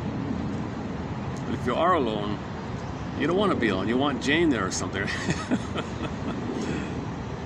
If there is a fantasy of just you and Jane on an island, you know, that's also a narcissistic. It's just baby and the mother, you and the girl, no one else, just the two of us kind of. That's also a narcissistic kind of status, right? All right, let's go on here. Mr. Guntrip, 1968, reported something similar to what I described in clients who perceive themselves as living behind a sheet of glass. Living behind a sheet of glass. Yeah, okay. Modal, 68, also 68, noted this phenomena and described the narcissistic client's intrapsychic perception of being in a state of self-sufficiency as a feeling of being encased in a plastic bubble or cocoon. What interests me here is that when such a client comes to analysis, his fantasy is like there in the office. He's sort of in that bubble mode when he starts therapy. Just let me skip this a bit here. The part I want to get to is here. Yeah, here we go. Modal, the same guy, Modal 76, divided the therapy process with clients with MP. So very few people talk. Marxism is very clear about his approach to those with narcissism. His technique is called mirroring interpretation of narcissistic vulnerability. Explain his books. We have some quotes on here. Here's a new one here. Not many people talk about, because the narcissists don't go to therapy. They'd never go to therapy, right? So here's another rare one here. Is it Arnold? Okay, Mr. Modal 76 divided the process of therapy with NPD into 3 parts. Number 1, he says, part 1 is, well, you know they're going to be in a cocoon, in which it is implicitly understood that the analyst has the power of rescuing the client and preserving the analysis in spite of the client's efforts to sabotage it. Okay, so in part 1, remember, the client cannot accept goodness. So he's going to sabotage it, wreck it, okay, to be loyal that mother wrecked him. He's tied to mother who wrecked him. He becomes the wrecker. Okay, he's offering some kind of goodness. He can't accept goodness, okay, because that's being disloyal to his mother. He is married to mom. He is the mother. To have in that solipsistic bubble, he's married to mother in the mind. Just the two is one. He doesn't know how to get out of it. Too much anxiety to get out of it. So he's in this little bubble thing. Being in the bubble thing, he's got to wreck the goodness to maintain the bubble. So he thinks, okay, well, I'll just wreck the therapy thing. But he's so omnipotent, he'll fix me while I'm trying to wreck him. That's stage 1, the cocoon phase. So can any therapist tolerate several months of the person hating you, envy you, pouring salt on you, saying you're no good, trying to poke you and make you fail and prove that you're no good because his mother was no good and he was no good and he's no good, mother's no good. He's just creating this because he's no good, mother's no good. He's the mother who says he's no good, so he's got to be the one who does the no gooding, saying to himself being no good. So he's just recreating the 45. He's no good, mother says he's no good. He internalized that, added with his anger to his mother, so it's very forceful, and he's tied there. He's spellbound. Yeah, another one. This thing with trauma has also the effect of binding you to the spell of the destiny neurosis, of the fixation. Trauma is called trauma fixation. Trauma fixes you to the trauma. You're frozen, fixed, spellbound. You're bound to the spell, like you're hypnotized, your spell, put a curse on, trauma puts a curse on you, so he's stuck there. So in the first part of therapy, okay, he's just going to play this looping thing, okay, of recreating he's going to externalize what's going on within him. Okay, he's trying to know ultimately what happened by doing on the outside. So the shrink interprets, you're letting me know what happened in your childhood. You're letting me know that you're in a bubble and you're with your mother fighting with yourself, and you're fighting with me like this, and you can't accept goodness because that's betraying your mother. If you accept something new, you feel all the anxiety. There's no identity underneath that. All you have is, that's all you know, kind of. So he calls that part one the cocoon phase of therapy. And he might think, oh, it's okay, I can do all this and he'll magically fix me. That's number one. Modal suggests that what he sees in this first phase corresponds to some respects of Coat's description of the idealizing transference in which, quote, the analyst implicitly possesses some powerful qualities so that change may be effected merely by being in his presence. Look at the omnipotent fantasies. So if he's in therapy, he's maintaining some omnipotent fantasy that the therapist is the good mother, and like split off in some bubbly, some double vision kind of thing. During this phase, according to here, it can last about a year on average. This hostility, this barrage of hate by the narcissist can go on for a year. I don't know how any therapist could put up with this. A master says, no way. He says, I will interpret, okay, his narcissistic vulnerability, and I will mirror it by saying things like, so a narcissist criticizing, focus on, you're no good, you're no, it's so painful, so talk about yourself. I can't talk about myself, I have no self, I'm the mother who shames me, I have no self. It's so painful for you to focus on yourself. So what you do to soothe yourself, okay, is to criticize me. That's how you're dealing with it. Really? So Masterson he's not going to waste it. Yeah, he's not going to waste a year putting up with this. No one will. This guy must be a masochist. Volkan must be a masochist if he's going to. No, Modal, not, oh, sorry. Well, Volkan is quoting, Modal must be a masochist. I don't know how anyone's going to sit for 1 year. Now, the narcissist loves it's fun. Oh, this is fun. They have a sadistic glee doing this. It's fun. They'll pay to do this. They might even pay to do this. Oh, this is so much fun. It's worth it, man. Oh, what fun. Entertainment. They just think it's entertainment. It's all cynical, right? So Modal says, well, this is going to go on for a year because they're in their cocoon. They're in their little glass bubble, glass wall. During this phase, which lasts a year or so, can you imagine a child growing up with a mother like that? Can you imagine a mother being MPD? Okay, during this phase, which lasts a year or so, interpretations are regarded by the client as intrusive. He dismisses, or doesn't hear it. He's not going to, he'll reject. He can't do interpretation. He cannot take feedback because that's goodness. It interrupts his homeostatic thing.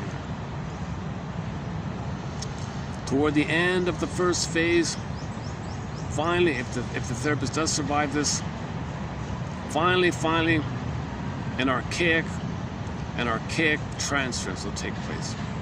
It can be anticipated that when the rage against the external reality represented by the analyst emerges, it can be anticipated. Oh, the transference takes place. Toward the end of the first phase,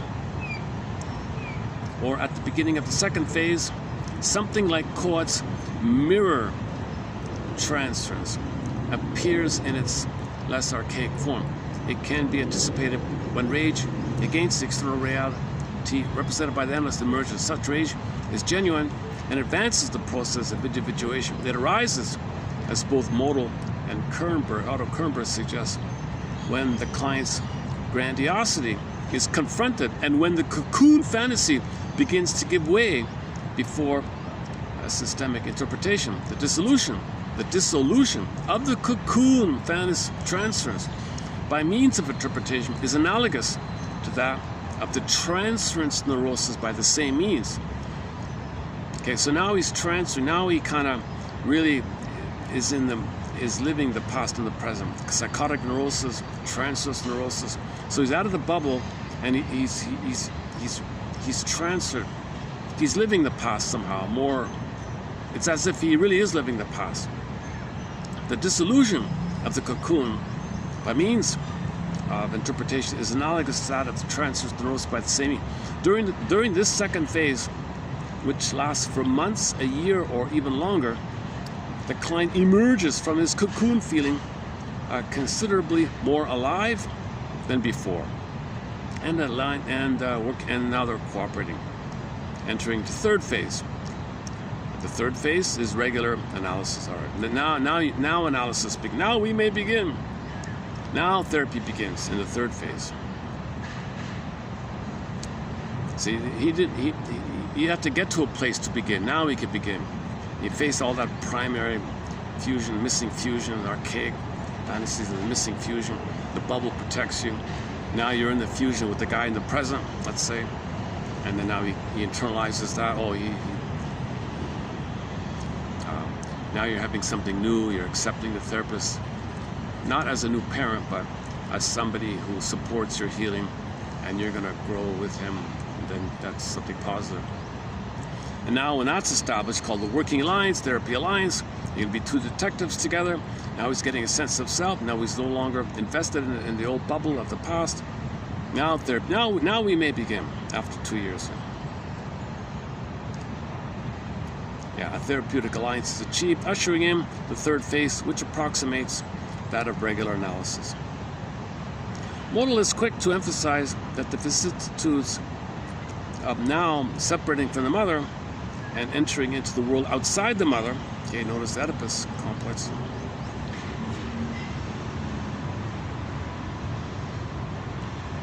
So narcissists don't have an Oedipus complex. They have they do, yes.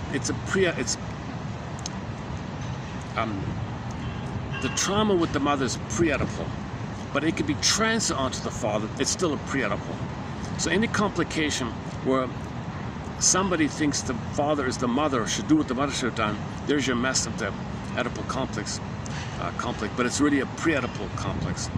The trauma of the primary thing, that's the two people psychology, envy and all the hate like that. When you transfer, it's still the past. You can carry it and transfer. That's called narcissism all your life. But if you resolve that, now you enter into, okay, now I can enter into the world outside the world of the mother, outside all the bitter and the envy, outside all that immense envy and rage at the mother and repeating and entitlement. Now, outside of that thing with the mother, but now into the world outside of that, that's the proper Oedipal, where now you're connecting with the world outside of the mother. That's like the father standing. Now you're learning about the world outside the mother. That's a regular development. Baby and the mother, just two of them. Father enters the picture, and now the father is uniquely qualified to teach the child about the world outside the mother. He can't be accepted from that. He's outside the mother like that. That's the transition.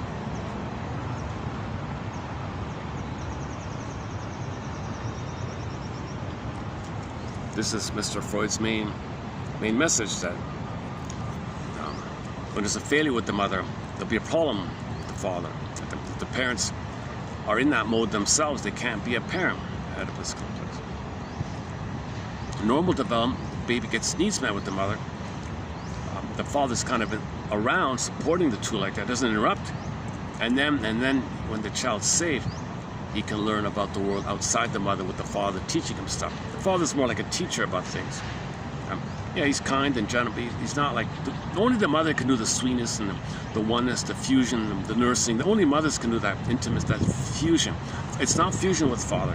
It's more educational and practical about expressing yourself and learning things like that. That's normal transition development. If any failure during that that's called Oedipus complex. Oedipus complex is really the pre-Oedipal trauma transfer to the missing father, and you got the mess like that. And if the father has Oedipus complex, you see, he's going to reject his son. Like in the story, the mother goes along with it because she can't be a mother. And he's trying to get mothering from him. He's trying to get mothering from her. Negative collusion. They can't be parents. Kid feels somebody with that memory. Okay, the soul is exiled. Like the story. Where are we here? Hang on a sec.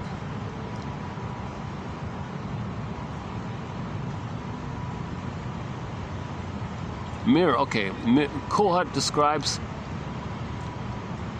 now he's resuming development. Is that it? Okay. Let's just leave it there. I haven't read the rest of it, so it's mostly lengthy case, long case studies of him and his clients. 90% of what you read is this kind of stuff. They're processing and sharing. They're trying to work out what happened to them and the client, so they write it down. So I don't read most of that.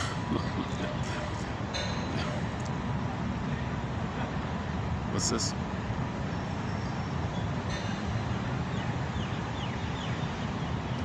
One recognizes, of course, that the glass bubble is a fantasy of metaphor, but it takes on, quote, reality insofar as the client's behavior is directed by his supposedly unique and impregnable locus.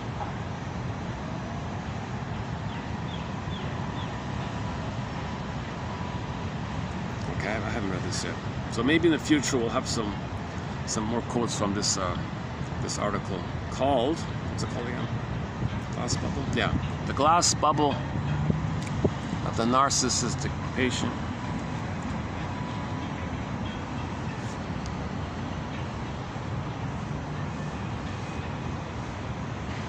Oh, before I forget, let me plug in the battery on this side.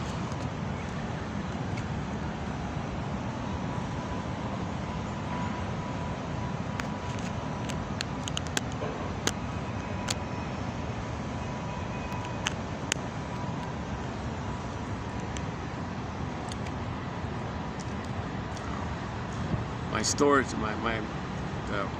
the default switch to the memory chip doesn't work, so I only have the built-in memory, which is 2 hours and 45 minutes roughly. So this will be, so we got an hour left, right? But I got the battery this time, so the battery should be holding up. So the battery's gonna be okay, all right.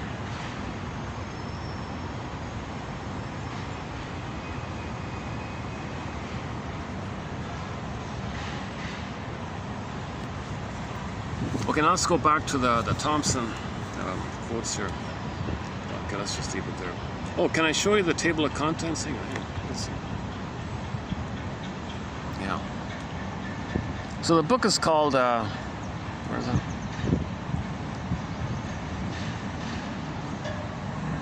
Advances, you see it there?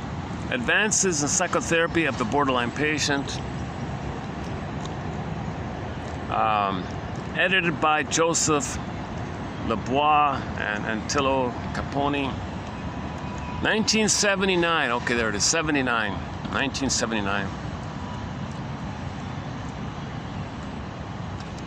So that's pretty good, eh? So back in 79, all these articles came out in the area of number 3 is good. Oh yeah, number 3, Grotstein.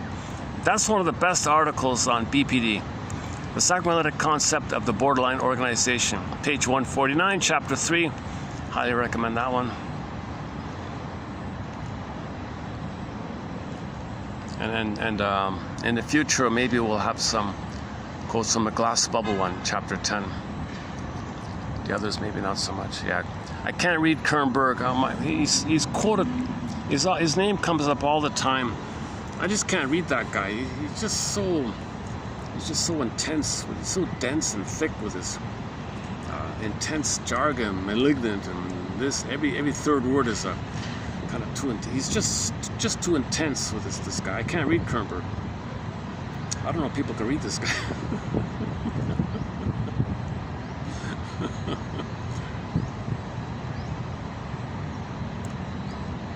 Maybe it's sublimation. He's channeling his anger in this tense, terse kind of writing, right?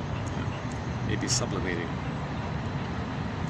Okay, we mentioned BPD, so actually this next one is a little bit about BPD. Okay, just one theory is in the mind of the narcissist, you got the self-representation fused with the mother, right? Now that's the heaven stuff. But click, split, make another pair, shame, his anger at the mother, feeling it as a monster attacking himself. So you got two split pairs. Part self, grandiose, fused with omnipotent, godlike mother or whatever, goddess mother, and special chosen stuff like that, and fused on here. And so the beginning it is heaven like that. But with the failure, click, a pair. This becomes fantasy-based. Okay, and then the reality, shame, and your anger attacking yourself. They got the two. You hold on to the fantasy, and deny the pain that this is going on. But this is going on, and you're repeating this, but you believe the fantasy, but you're living from here, but you believe here, but you live here. And it's got this either or thing, and you're flipping back and forth. Now the key thing is the fusion is still there. The two things are still there. I usually use coins. Do I have coins? Oh, I don't have a coin. Oh, I've got no coins on me today. All right. Now in the lower functioning, now this is a little bit considered stable or organized, this kind of thing. It's predictable like that. So they're nasty and cynical, but they're stable like that. They're not too crazy about it. Now the lower functioning BPD is when these two pairs fragment. Now it's more chaotic, and they're trying to stabilize to resume the narcissism. So they're like fragmented narcissists called the lower functioning BPD. So when a lot of people talk about BPD, they mean the lower functioning one. Now there's a higher functioning one where they have empathy and care and all that. They just don't know what they like.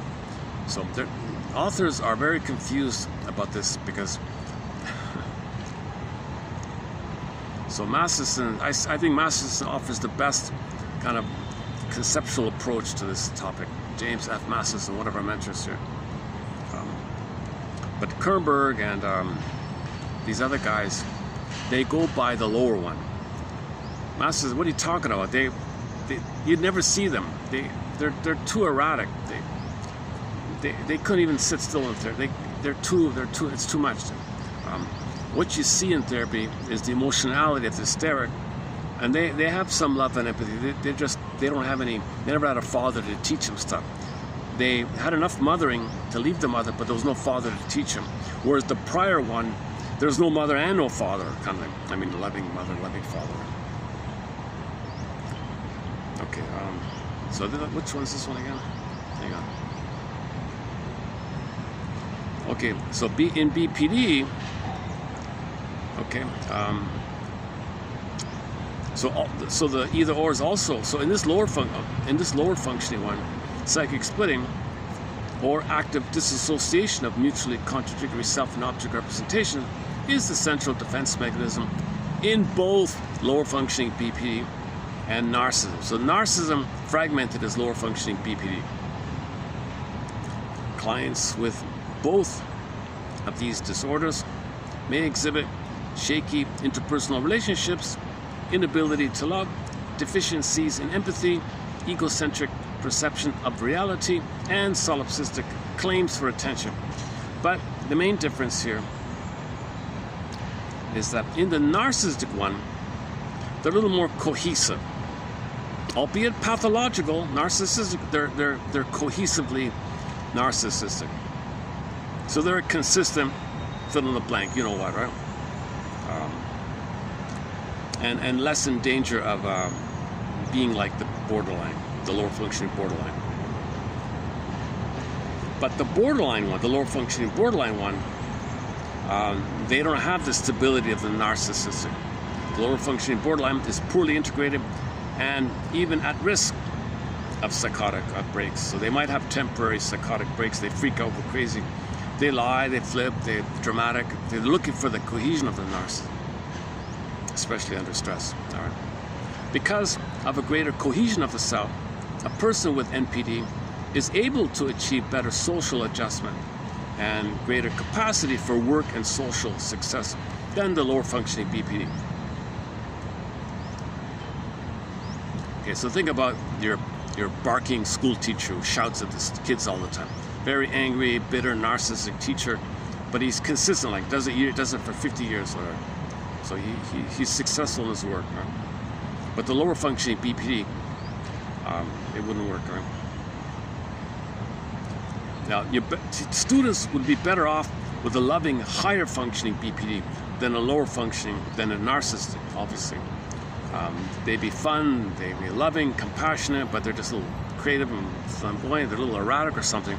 Kids would love that, you know, they would much prefer a higher functioning, quote unquote hysterical, histrionic, higher functioning BPD, because they're not filled with hate. They have a differentiation.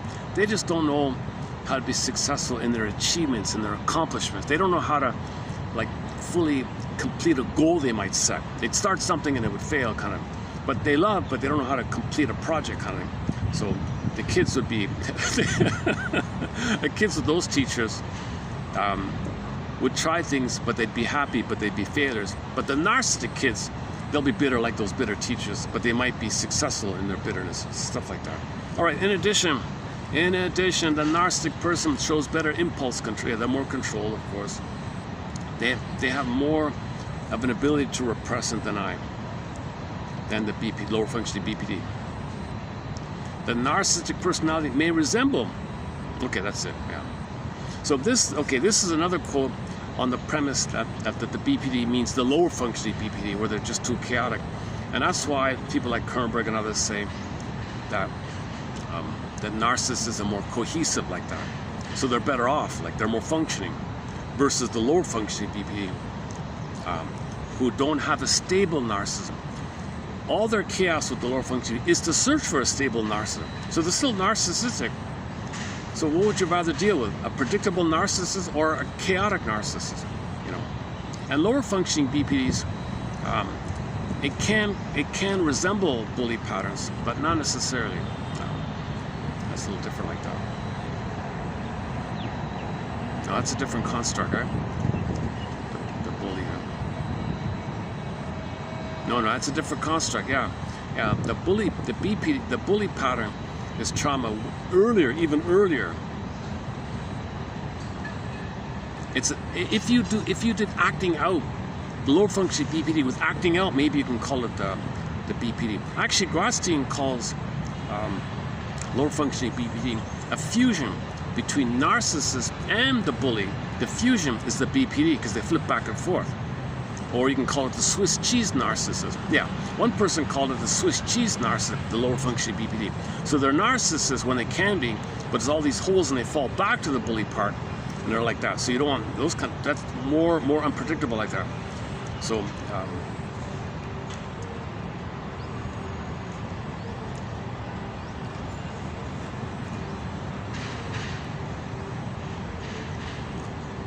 Okay. Now here's the confusion with obsessives. You've got the lower function narcissistic obsessives, and you got maybe a little higher functioning obsessives, which is more like the post-18. So that's like the if you got the loving hysteric, you can have like an imploder version called the loving obsessional. So in the TV show I Married Joan, she was the loving hysteric. Okay, now the husband, the judge, is meant to be a caring obsessional. The problem with that show is he tried to portray that, but the actor who's trying to portray that is himself a hardcore narcissist, empty, you know, that he didn't come across really. But you can see the attempt by the scriptwriter to make him be a caring kind of guy. But he was a narcissist. He was a lower functioning narcissist. Obsessional, the judge guy, and she was the more caring, hysterical. So he was thrilled to marry Joan. Name of the show, I Married Joan. He's still thrilled. He's still thrilled to have a healthy person who's loving and expressive, and so they're not equal like that, really.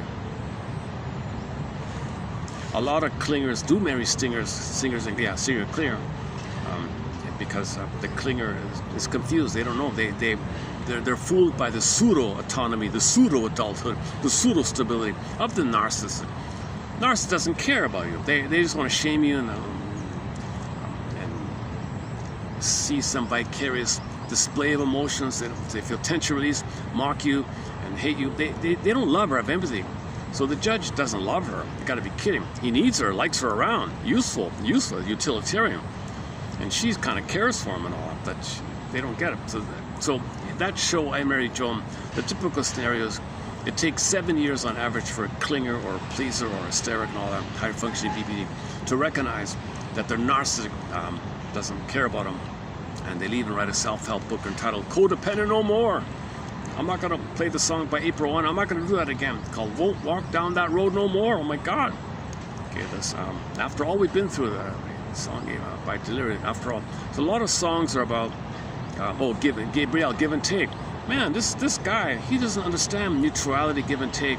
It's all about him. He's center stage. I'm trying to do give and take with the guy. He doesn't get it. He just takes, and thinks he's entitled to it. Of course he should receive. He's a narcissistic king, and I'm supposed to give. I'm supposed to be happy that I'm serving a king. That's his attitude. I'm out of here. Called give and take. So a lot of songs refer to this dynamic where one person is a little loving and caring, wants to develop and be curious, who is Odyssean. The problem is the partner's Oedipal, pre-Oedipal. You know, so it's a little confused like that. Okay, so this confusion with the obsessional, I'm just going to go with the idea that there's a lower one and a higher one. This one refers to the higher one. So the differential diagnosis. I'm not a shrink. Disclaimer. The narcissistic personality may superficially on the surface, be careful, he says here, they may resemble a good obsessional. Kind of looks like it, right? All these high standards, want to be perfect, compulsive, driven, perfectionistic. You might think that, right? But important differences exist in the subjective experience and inner lives of the two. The higher functioning obsessional seeks perfection. The narcissist claims it. So the higher functioning obsessional, they're in a childlike mode. Please say I'm a good boy. I want to be perfect. I'm trying to be perfect. Am I perfect? Did I do it right? The obsessional is still in a childlike way. Just like the hysteric, please look at me, please love me. Did I do it right? Could you love me? So, but the narcissist, the stinger one, no, I'm a regress to the baby infantile God place. I don't know what you're talking about. They're in their solipsistic world like that one. The obsessional seeks perfection. The narcissist claims it. The obsessional does not devalue others. Yeah. So the hysteric, the clingers, higher functioning BPDs, histrionics, clingers and all that, and the higher functioning obsessionals, they don't shame others. They're in the depressive position. They want to resume development. So the higher functioning obsessional is just the introverted version of the higher functioning hysterics. Okay. While the narcissist shows contempt for others. See, the clingers don't show contempt. They're trying to win love from others. They're like a children, please love me, please love me. The narcissist says, mother hated me, I become her, I hate myself, and you're me, I hate you. All they have is contempt, the narcissist. So you're either childlike, trying to win love in various ways, okay? Affect popping up, hysteric, affect popping in obsessive, if that's in the higher mode. If it's in lower mode, then you got the narcissistic place. The obsessional is modest, the narcissist is haughty. Moreover, the value system of the latter is generally corruptible. And narcissists, they're entitled. The world owes them a living. They don't care the effects on others. Narcissists are coming from a place where if you take a 5-month-old baby and he drops something valuable, he doesn't feel badly. Mother, that was very valuable. That's a family heirloom. That's your problem. Like that. If the 5-month-old baby hits another kid in the sandbox and he's crying, that's his problem. I didn't do anything. They're coming from that kind of autistic kind of place, So but the higher functioning obsessional or higher functioning BPD, hysteric, they love and care. They have empathy and all that. They just don't know how to complete a task. They don't know how to finish a project. They don't know fully what they like and complete it. They're kind of transfixed in that place.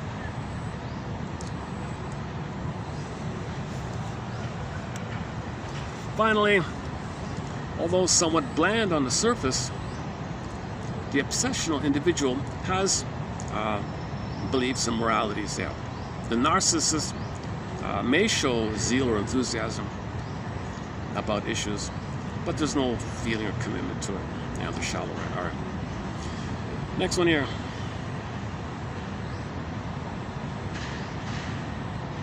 Oh, the hysteric. Okay. Many authors have stated that narcissistic individuals seem like hysterics. Okay, now we're comparing the narcissist to the higher functioning BPD or the hysteric. Many authors have stated that narcissistic individuals seem like higher functioning hysterics. Really? Both tend to be demonstrative, exhibitionistic, dramatic, and at times seductive. Okay, so narcissists in the form of the exhibitionistic narcissist, those types, right? The Don Juans or whatever, the exhibitionistic look at me narcissists, okay? They might resemble in some way the look at me, please love me hysterics on the surface. However, the narcissistic client's exhibitionism and seductiveness have an exploitive, haughty, and cold quality. Okay, so she's ice. If it's a boy, he's ice. If it's a girl, she's ice. It's a cold. The hysterical one, there's more human, playful warmth involved. Yeah. I don't know if it's fair. I don't know, Lucy. Compare Joan, the comedian Joan Davis, I Married Joan show, and maybe the Lucy one. So you take the two most famous comedians from that day. I'm thinking maybe the Lucy might be a little bit harsher, colder. She's smart and funny. We get all that. Yeah. But Joan had a little more of a. There was more warmth and compassion, care for things.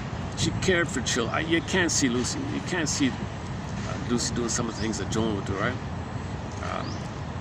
My favorite scene is one of the funniest scenes is Joan was dancing with the monkey. She's also a real life dancer, right? So she was dancing with the monkey. That was a funny one.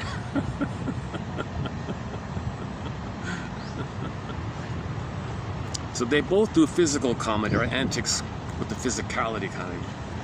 But I felt like Joan was a little more warm-hearted like that.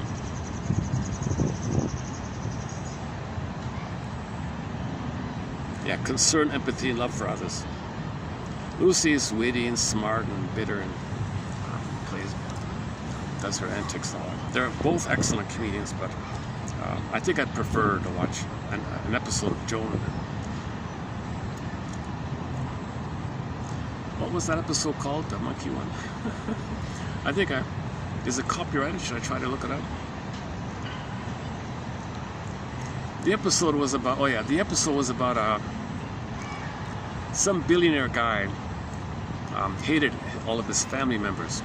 So when he died, he gave the whole estate to his pet monkey.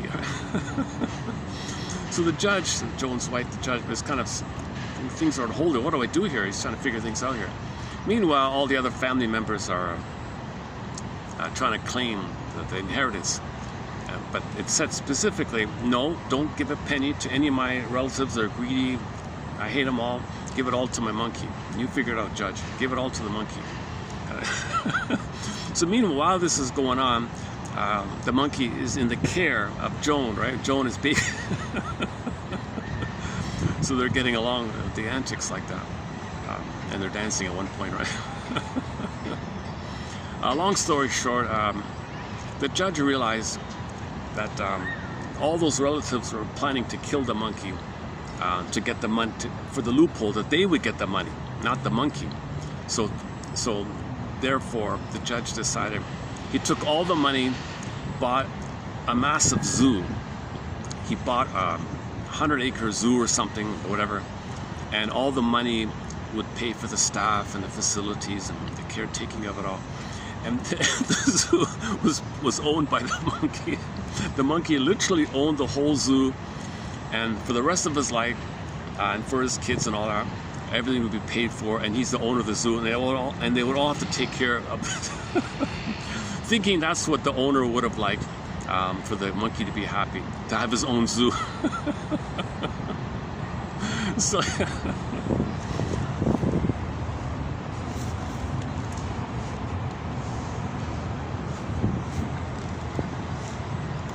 it's actually more humane than a corporate.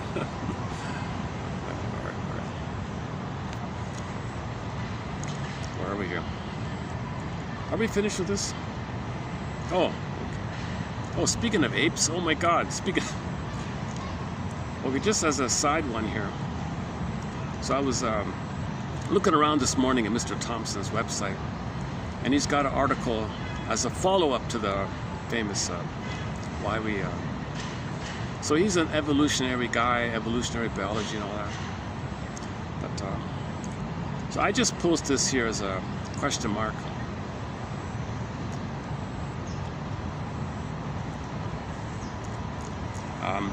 He catches your attention because somebody asked him, "Who are you, Mr. Thompson?" "Oh, I'm a risen African ape." "You're a risen African ape?" We're all risen. We're all from the apes. We're not fallen angels. We came from the apes. I'm from Africa. You're from Africa too. We're all from Africa. We're all from Africa. We're all risen apes from Africa. Come on, man. He said it tongue-in-cheek, but he half means it, right? We are risen apes, not fallen angels. We are, more specifically, a risen African ape. A hominid, who emerged over there in the something savannas around 200,000 years ago. Our different, what you see superficially on the surface, okay, that's a mask, okay, for an essential truth. Underneath our skin, we're all Africans, the sons and daughters of small bands of hunter and gatherers who arose on that continent and then went around the world by adapting and surviving. Those facts elude acceptance by most of us.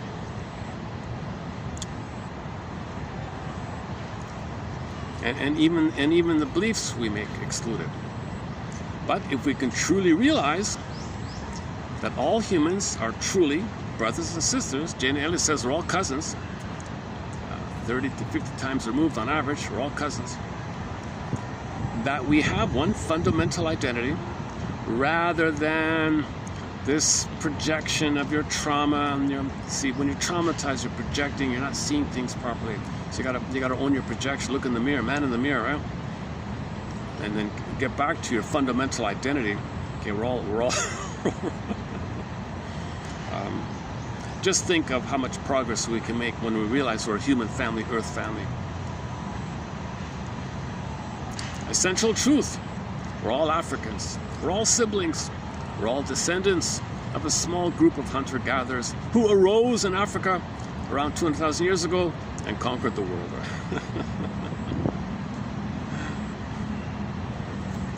Okay, now play the Carl Sagan clip called The Reassuring Fable. We project our traumatized psyche outwardly, you see, and that's our confusion. When we're traumatized, we have a traumatized understanding of ourselves, deep existential conclusions, the jungle, no good, anger, attacking yourself, monster, attacking, crying for love, and then you externalize it and see it that way. And that's our problem, right? And the conclusion is we're eating up, play the song by the singer Rick Emmett, called Big Lie. We're eating up the planet as fast as we can, because in trauma, you repeat. You didn't get mother's love. Planet Earth, gobble, gobble, gobble, doesn't work. Okay. Symbolically, treating something out there as symbolic mother doesn't translate to actually receiving mother's love back in the needed nursery. It doesn't work. So you do it again, doesn't work. Do it again, kid of 45, playing again. That's the only tune you know. It's the only tune you're carrying. Repetition, compulsion. Okay, so the greed part is symbolic, sensatiable, because nothing is mother's love in the past. Pain's still there, do it again. Pain's still there, repeating. So mother betrayed you, failed you, rejected you. Okay, so you gobble up the planet. It's going to fail you, reject you, betray. It's not going to work. But you're in pain. You got the mandate is to search for mothers. It's in a symbolic way. So Earth can be symbolic mother, Mother Earth. You just gobble, gobble. It doesn't work. Now, when you can't get the goodness, okay, enter envy. You don't want to be triggered. So if somebody has goodness out there, they have goodness over there. Well, I'm in pain because I never got the goodness. I don't want to see the goodness. Wreck the goodness, and I don't get triggered. So now we're in envy mode. So greed and envy. So this greed is destructive, envy is destructive, and the tragedy of it all is the envy side the one that did have goodness, they can help. But I can't see goodness. But if you're like an adult, there's the healing side, right? Because you want what you see is good to do good things. But no, I can't see goodness. It triggers the memory of the pain of not getting the goodness, mother's goodness. I need a mother's goodness and the pain. Seeing goodness I can't see it. Record goodness, envy. So they're both destructive. Greed and envy are destructive. One guy simply calls it envy. So we're eating up the planet as fast as we can, sings the singer Rick Emmett, former co-leader or still co-leader, I don't know, of the band Triumph, classic rock band Triumph. That was his first single as a soloist, Big Lie. His second single was called Saved by Love, Saved by Understanding. Knowledge, okay, saved by knowledge, saved by understanding, saved by awareness. Let's see if the phone will let's see if the phone will read this out here in a sec. It begins with the maneuvers. In a sec. Okay, let's see if the phone will read this out.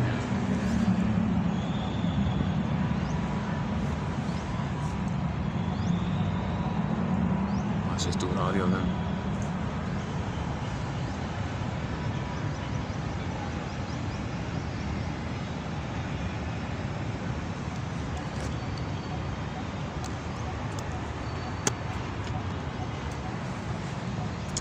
Hang on a second.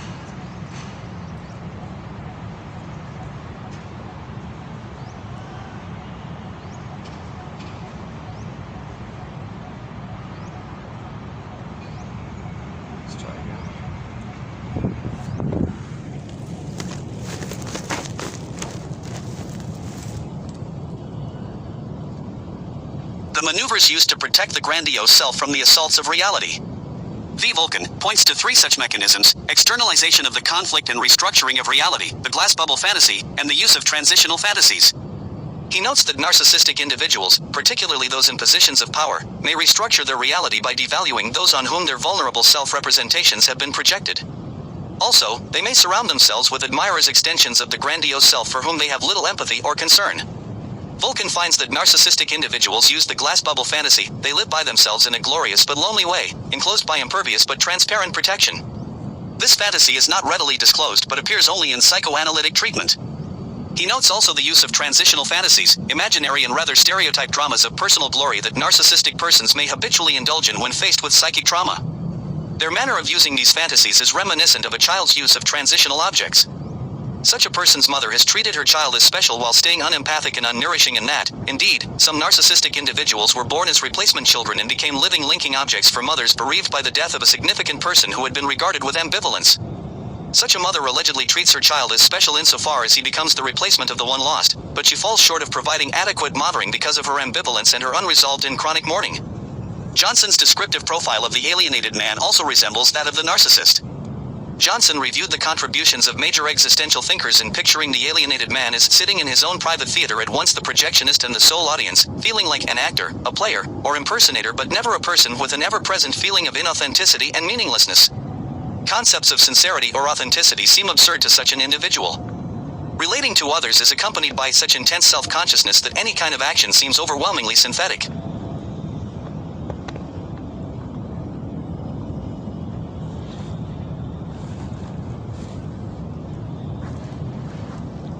Froze again on me. This phone has this annoying habit of just freezing, like partway through it just freezes.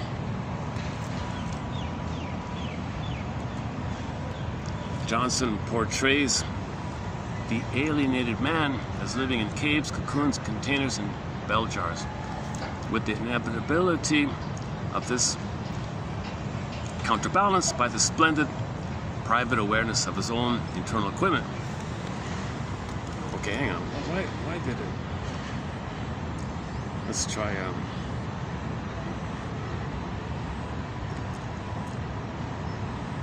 The phone stalled at the comma, right? Maybe it's got a punctuation. Maybe it doesn't like the punctuation. Let me take out the. Let me try something else.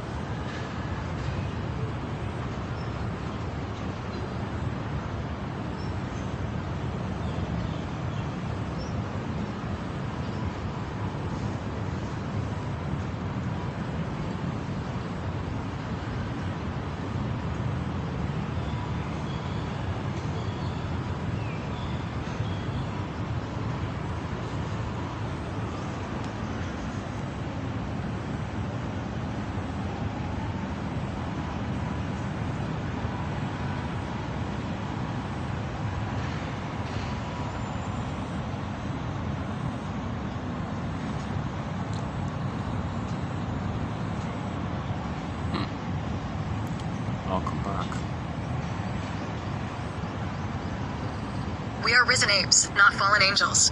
We are, more specifically, a risen African ape, a hominid who emerged in Pleistocene savannas less than 200,000 years ago. Our different races, ethnicities, and religions mask an essential truth. Underneath our skin, we are all Africans, the sons and daughters of small bands of hunter-gatherers who arose on that continent and proceeded to conquer the world. Stringer and McKee. 1996. By adapting and surviving. Those facts elude acceptance by most of humanity and the religions men have created. If we could realize that all humans are truly brothers and sisters, that we have one fundamental identity, rather than dividing ourselves into multitudinous groups based on religious, ethnic, racial, and social identities, just think how much progress we could make. Our different races and ethnicities hide an essential truth. We are all Africans, all siblings, all descendants of a small group of hunter-gatherers who arose in Africa less than 200,000 years ago and conquered the world. J. Thompson, Jr. TQ 3328.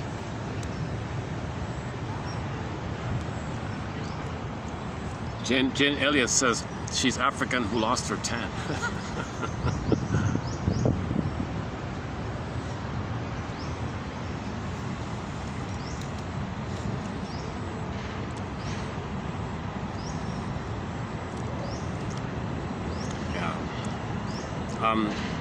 If anyone follows the quotes throughout the past 6 years, there's a wealth of insightful clarity about our common situation. We're born with the same organs, same feelings, the same needs. I mean, come on, it's pretty obvious, right?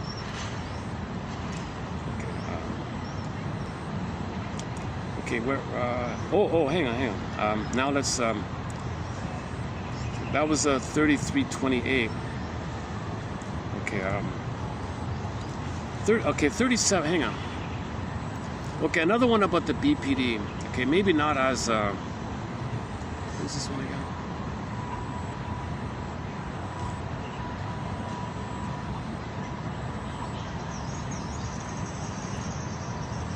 Okay, another one about the BPD focuses mainly on the idea of self-activation. She simply calls it the doer, like your self-agency.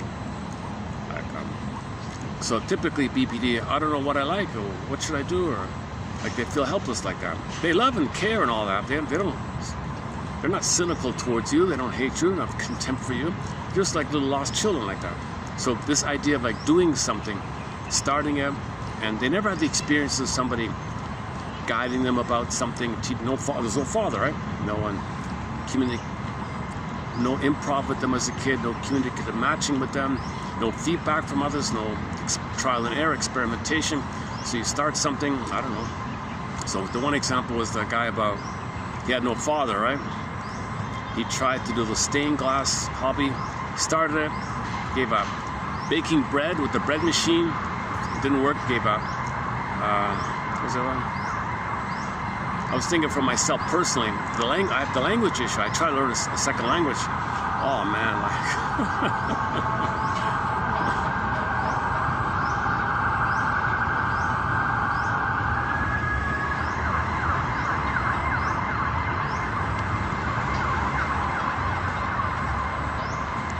Okay, so this is what she means by the word doer here. Self-activation. Now, narcissists do things, but it's empty. It's not from their vital self. They do it for status, or to fool you, or to get approval, or they do it for esteem. They do it for other reasons. They're in a bubble, right? There's not really like a self-act. There's no real self to do from. There's only a fake doing, like a defensive doing. So when they say doer here, they mean like real self-activation. A sense of himself as initiator of activity, or a sense of herself as initiator activity, capable of setting and reaching goals, becomes the base for the further development of a major identity constellation. Himself or herself as a doer, a sense of identity confirmed and enhanced by actual achievement and skill learning. BPDers, borderline individuals, appear to have had difficulty in the course of this transition. A sense of identity as doer seems incompletely developed to them. Okay. This is similar to the idea of those with a schizoid issue, narcissistic covert schizoid, where people are able to develop sublimation, like you do something, but maybe it's useful for society, but it's not from your personal self. There's no personal meaning. It doesn't express yourself, doesn't connect with you. So that's called sublimation. So everybody can engage in sublimation, right? That's just considered a healthy defense, a healthy way to discharge your energy or tension or something. But sublimation is still a defense against the pain of not knowing your real self. It's still a defense mechanism. Sublimation, it just means you're a little bit comfortable in your covert misery. Whereas if you don't sublimate, then you're kind of miserable in your miserable, uncomfortable in your uncomfortable misery. So for more on this point, Bergler talks about this issue. If you get enough secondary benefits from society. So simple example, if you're a bully or something, and you can hit the baseball well, okay, well, that's sublimation. So he gets a lot of money, people clap at him, oh, he's the greatest baseball player, whatever. But he's a you know what, he's a crude, ugly, vulgar, whatever. But so nothing's healed. But he found a healthy way to discharge his anger, okay, at himself, projected. Right? So the ball is coming. He hits the ball. Who's that? Who's he hitting? You know, he's hitting. Mother hit him. He hits himself. It's sick.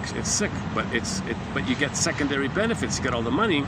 So it's a layer. Shall I compare thee to an onion? So the sublimation is just something you're doing that's giving you all these society benefits. But it's not, the underneath mess is still, the underneath shame is still going on. Hitting the ball, hitting yourself or your mother or your father like that, and they're always angry like that. Now, a healthy player who's like a Zen master or whatever, like somebody who's mindful in a body and just enjoys the fun of it, doesn't have that kind of thing. Might be a different quality to that, right?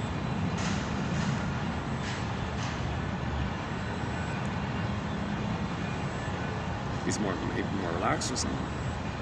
Maybe baseball's not a good example. Okay, also the famous As-If personality by Miss Deutsch, Helen Deutsch, 42. Deutsch's As-If client was, Miss Deutsch had a client, and she was actually some kind of theorist in psychology.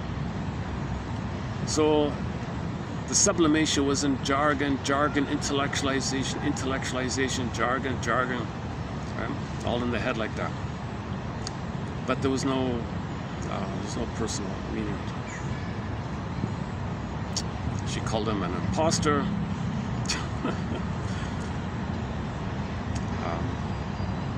Student of philosophy, had some other kind of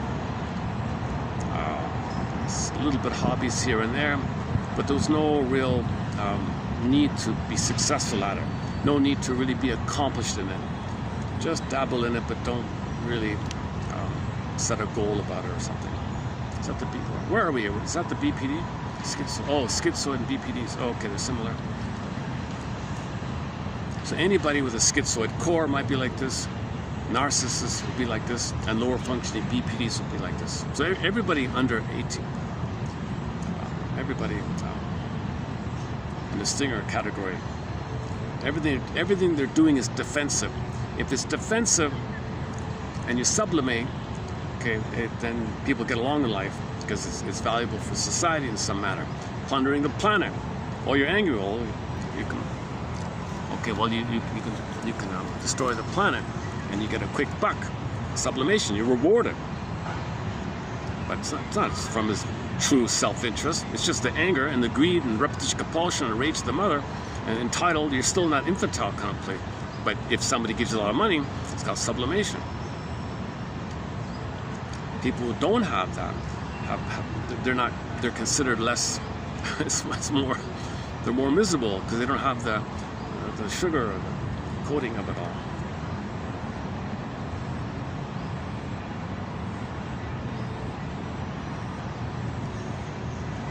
Yeah, no self-esteem because there's no self, yeah. Among severely disturbed borderline children, this lack of identity as doer may be easily observed. The difference between, okay, the sense of creation here. They're not really creating anything.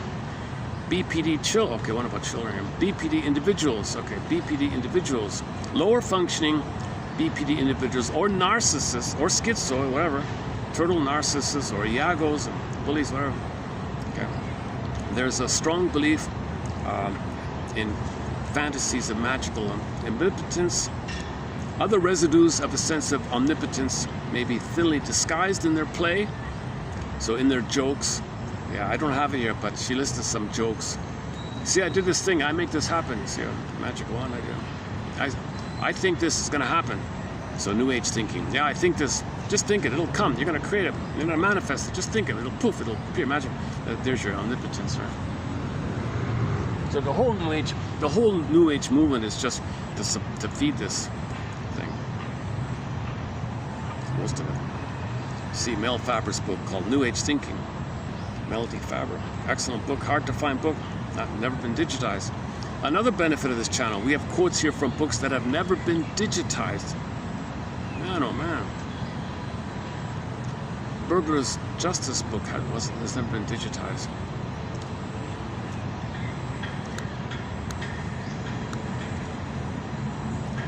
I'm still on the lookout for books that are out of print and not for sale. I'm hoping one second-hand copy will appear somewhere, and I want to get it and post quotes on it. I often do that.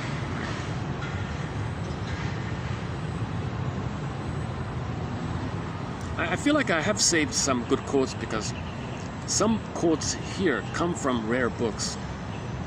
And now those books are unavailable, totally. But I have the quotes here, you know. Okay. Borderline individuals' continued belief in magic has been observed by most clinicians. Other residues of a sense of omnipotence may be thinly disguised in their play. Yeah, so when they kid around, yeah, look at that. Did you? So you flicked your lighter, huh? Yeah, you're gonna raise consciousness on the planet. You can light a candle. Like, yeah, I'm so important. I'm gonna make everyone. I'm gonna shine light on them. I'm gonna. Well, what would be? Oh, okay. The gambling one. They joke around in a playful way. I'm gonna, they puff on the dice in their palm while they're shaking. Come on, lucky 7. So they feel important like this. This is magical thinking. Come on, lady luck. Yeah, it's gonna happen. I'm gonna make it happen. So this is the residue of this. This is kind of this idea. Plus, it's oral fixation. Money, mother. It's gonna fail. Mother was cold and refusing. The slot machine is cold and refusing. The slot machine is symbolic. A symbolic mirage to know it's a metaphor that the mother was cold and refusing. Had a hope with the mother? Refused. Ouch. Put your money in. Hope. Okay, magic. Okay, this time you're going to be powerful? Refused. Because babies are powerful. I'm going to be powerful? Refused. So the whole gambling thing is a repetition compulsion of the failure with the mother.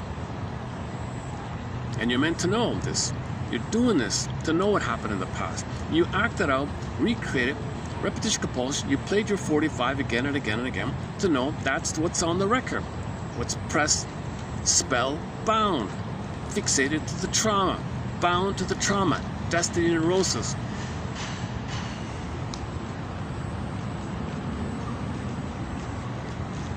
Somebody's passing by here all of a sudden. Oh, today's okay now. I'm glad I stayed here today. I'm glad I stuck it out with the sun around. I had no choice. This is my last. I've really only got one spot. I started the video on the other side. All the traffic and usual thing is set up and people sit right beside you. I wanted to because the sun thing. Okay, now I see. So let's see, what time is it? Can I check the time? 3 o'clock or something? 4. What is it? 4 something. 4:10. Or 4:15, 4:15. So around 3 o'clock, I get the shade here, right? All right. Okay. So I'm gonna time it. I'm gonna come around here around 3 o'clock maybe. This is the first Monday I've been here. It's kind of mellowish. I can't believe it. All right, let's go. Monday's a surprisingly busy day here. Oh, it's like, okay. Let's keep going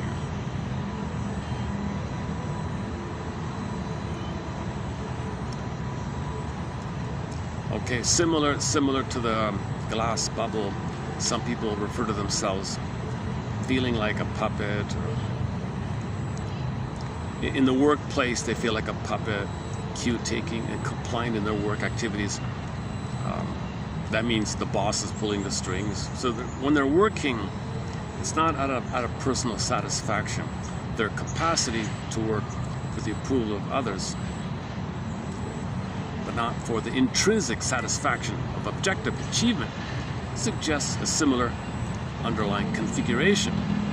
Their sense in therapy that the therapist is all-powerful and that the client's function is to induce him to use that power on the client's behalf has often been observed. Oh, similar thing. Oh, I see. So if the narcissist goes to therapy, okay, magical thinking. Okay, he thinks that you're going to heal me. I'm going to stay in my bubble. I'm not going to change, but you'll snap your fingers and heal me because you're omnipotent, because he thinks it's kind of like that. The tendency to set unrealistically grandiose goals is readily observed in lower functioning BPDs. Goals tend to be easily subverted by the original, realistically achievable ones to more diffuse or grandiose ones.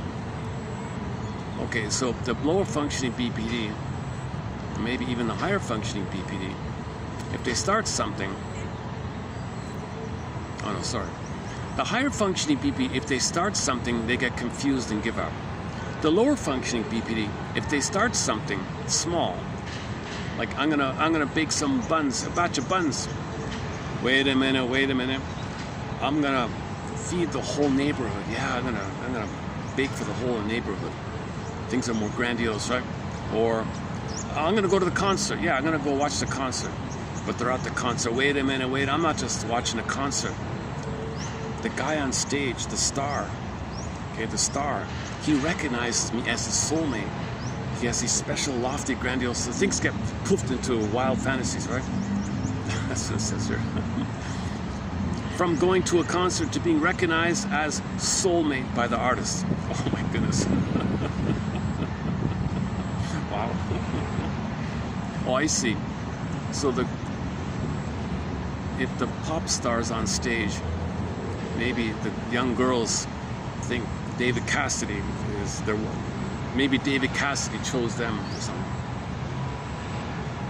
And then they fainted, right? We played David Cassidy the other day. Oh, I want to try out a new David Cassidy song in this video here. At the end, let's see.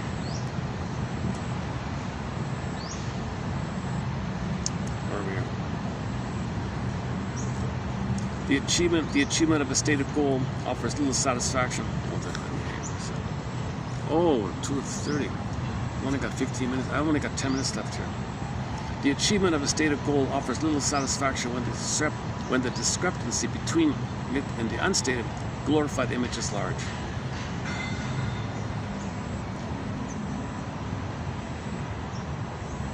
Okay, when BPDs do have to learn something, if they're forced to learn by rote, again, that's okay. So when they learn, it's not their creative self is not involved in the lower functioning BPDs. They do it by rote, so there's no problems like that.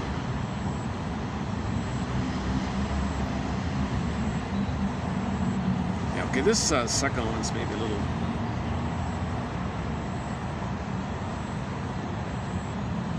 Developmental disturbance in the transitional period appears to have occurred. Rather than an integration of pleasure and unpleasure in their experience, they appear to have retained a primitive pleasure-unpleasure categorization of experience. Creative activity is identified with narcissistic side, but something with purpose or creation, unpleasure. You know? So a healthy goal from the self, they can't do it, pain. Narcissistic fantasy, grandiose. I go to the concert and fantasize that. Next one here. BPD is meant to apply to a specific subgroup of individuals who are emotionally and interpersonally unstable. One person calls it emotion dysregulation disorder, emotional roller coaster. Their moods often careen wildly from normal to sad to hostile to at the slightest provocation. Their perceptions of other people are inconsistent, and they often vacillate between worshiping their romantic partners one day and detesting them the next day. They're everything or nothing idea, right? Their identity is similarly unstable. They may lack a clear sense of who they are. Well, now, everybody's African. You're a risen ape from Africa. There's your identity. If somebody has no sense of identity, start with that. Just say, I'm African. I come from Africa. Where do you come from? I come from Africa. Oh, really? His joke, Thompson's joke was, how to go again? That somebody can go, he said somebody can go to the family doctor and he's going to take in a history, like some details about it. So tell me about your family. Oh, my family's from Africa. No, your immediate family. Like not today. Something like that.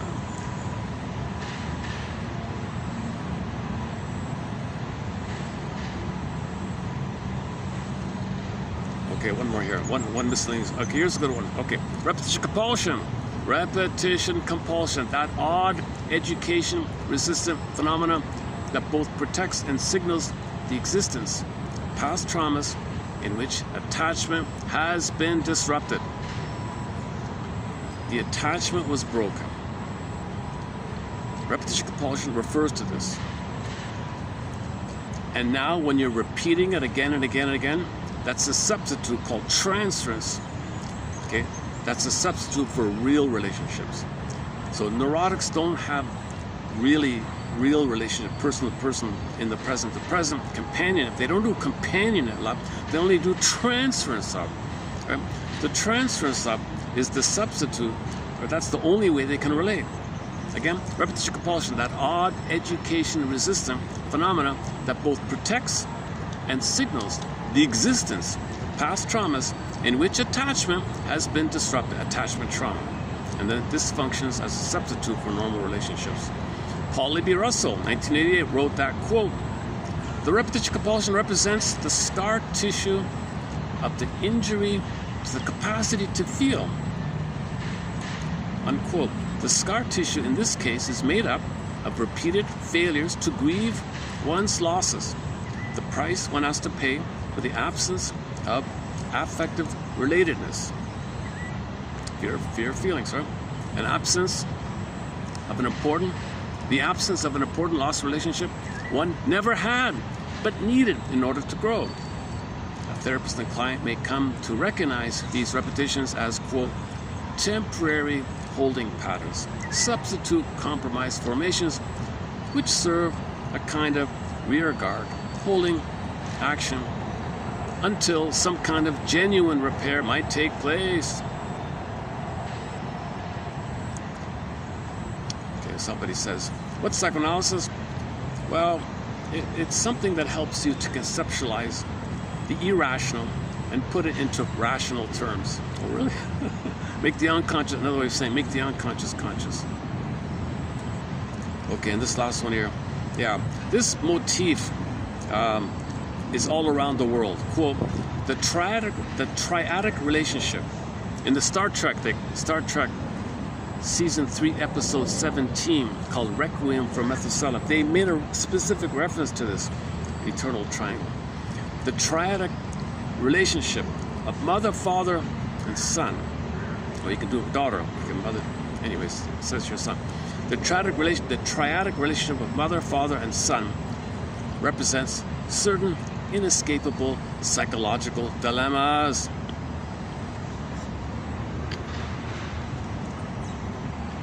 So it starts with the mother. Maybe she's angry at the mother.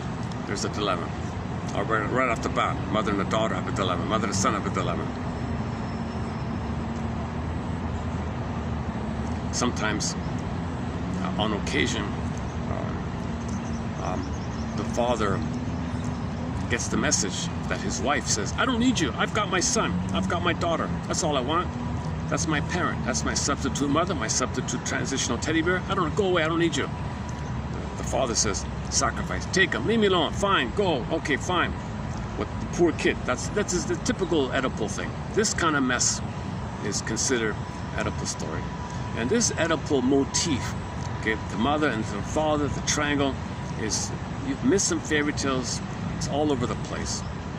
They referred to one story about there was no father. Typical pattern. There's no father. The mother turned to the son to mother her.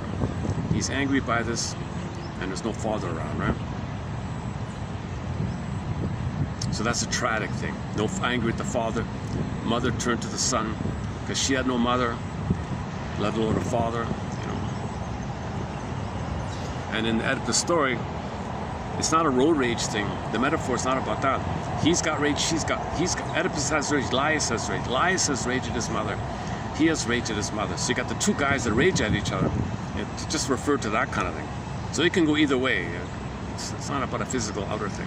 Okay, let's for more on the Oedipus myth, type in Miss Forrest in our collection. Tess Forrest, double R, Forrest, one T I think, or double T. Tess for Joseph Barnett's wife named Tess Forrest. We posted 6 pages of quotes on her articles about 2 months ago. Excellent material. 1 page was on the Oedipus myth by her. I think she offers the clearest summary of that article from the 60s or 70s. Oh boy, okay, it's gonna cut on me. Okay, I've got like 5 minutes left here. Oh, see. I can't even see the battery. Hang on a second. Oh, battery's okay. No, I got. Okay. Now, on second thought, let's play the David Cassidy song another time. Let's choose a more fun song here. Let's choose something else here. One second.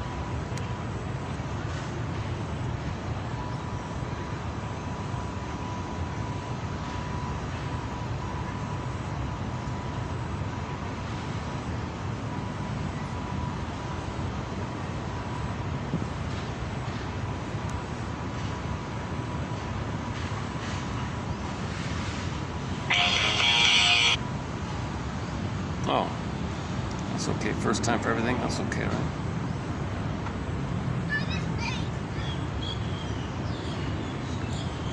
You just do. Okay. Let's play that. Let's try out that new song by the. I haven't even fully heard it. I just heard a part of it. Hang on a sec. Where's it called? What is it called again?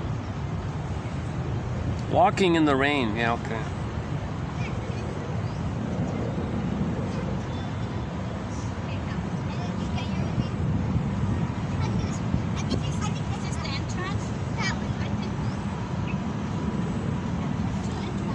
Okay, yeah, okay. A bunch of kids just appeared here. So let's play Walking in the Rain. Okay, when this song ends, I'll hit the stop button here. It's a slower sort of melody. Yeah, come on through. Yeah. Are you a teacher? It's okay. Yeah. No. Yeah. Oh,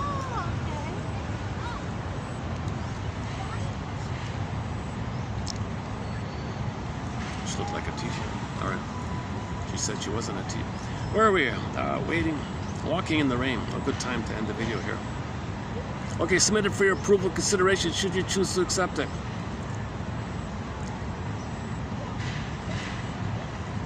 Is to check out that page we did. In particular,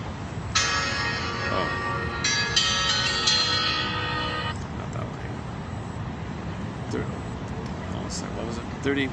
TQ, therapy code TQ 3328. Okay, submitted for your approval consideration. Check out the quote, this one here we did today, 3328.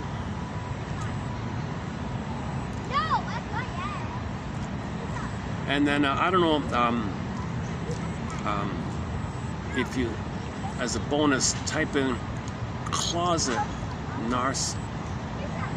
secret schizoid. The phrase secret schizoid by Masterson. Because he says a lot of narcissists come to him and he thinks they're just narcissists, right? Later on it realizes, oh my God, there's a deeper thing called the secret schizoid. This glass, he's in a shell like that. So that's like see, the narcissistic personality thinks he's role playing or something, as if or something. It's just all a show or something. But deeper, there's a wall inside, like a glass wall inside. Okay, to be updated. Let's wrap it up here.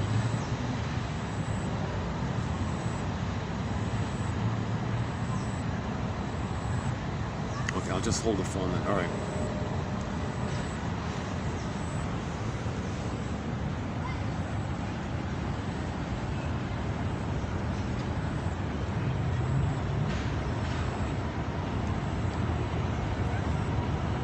Oops.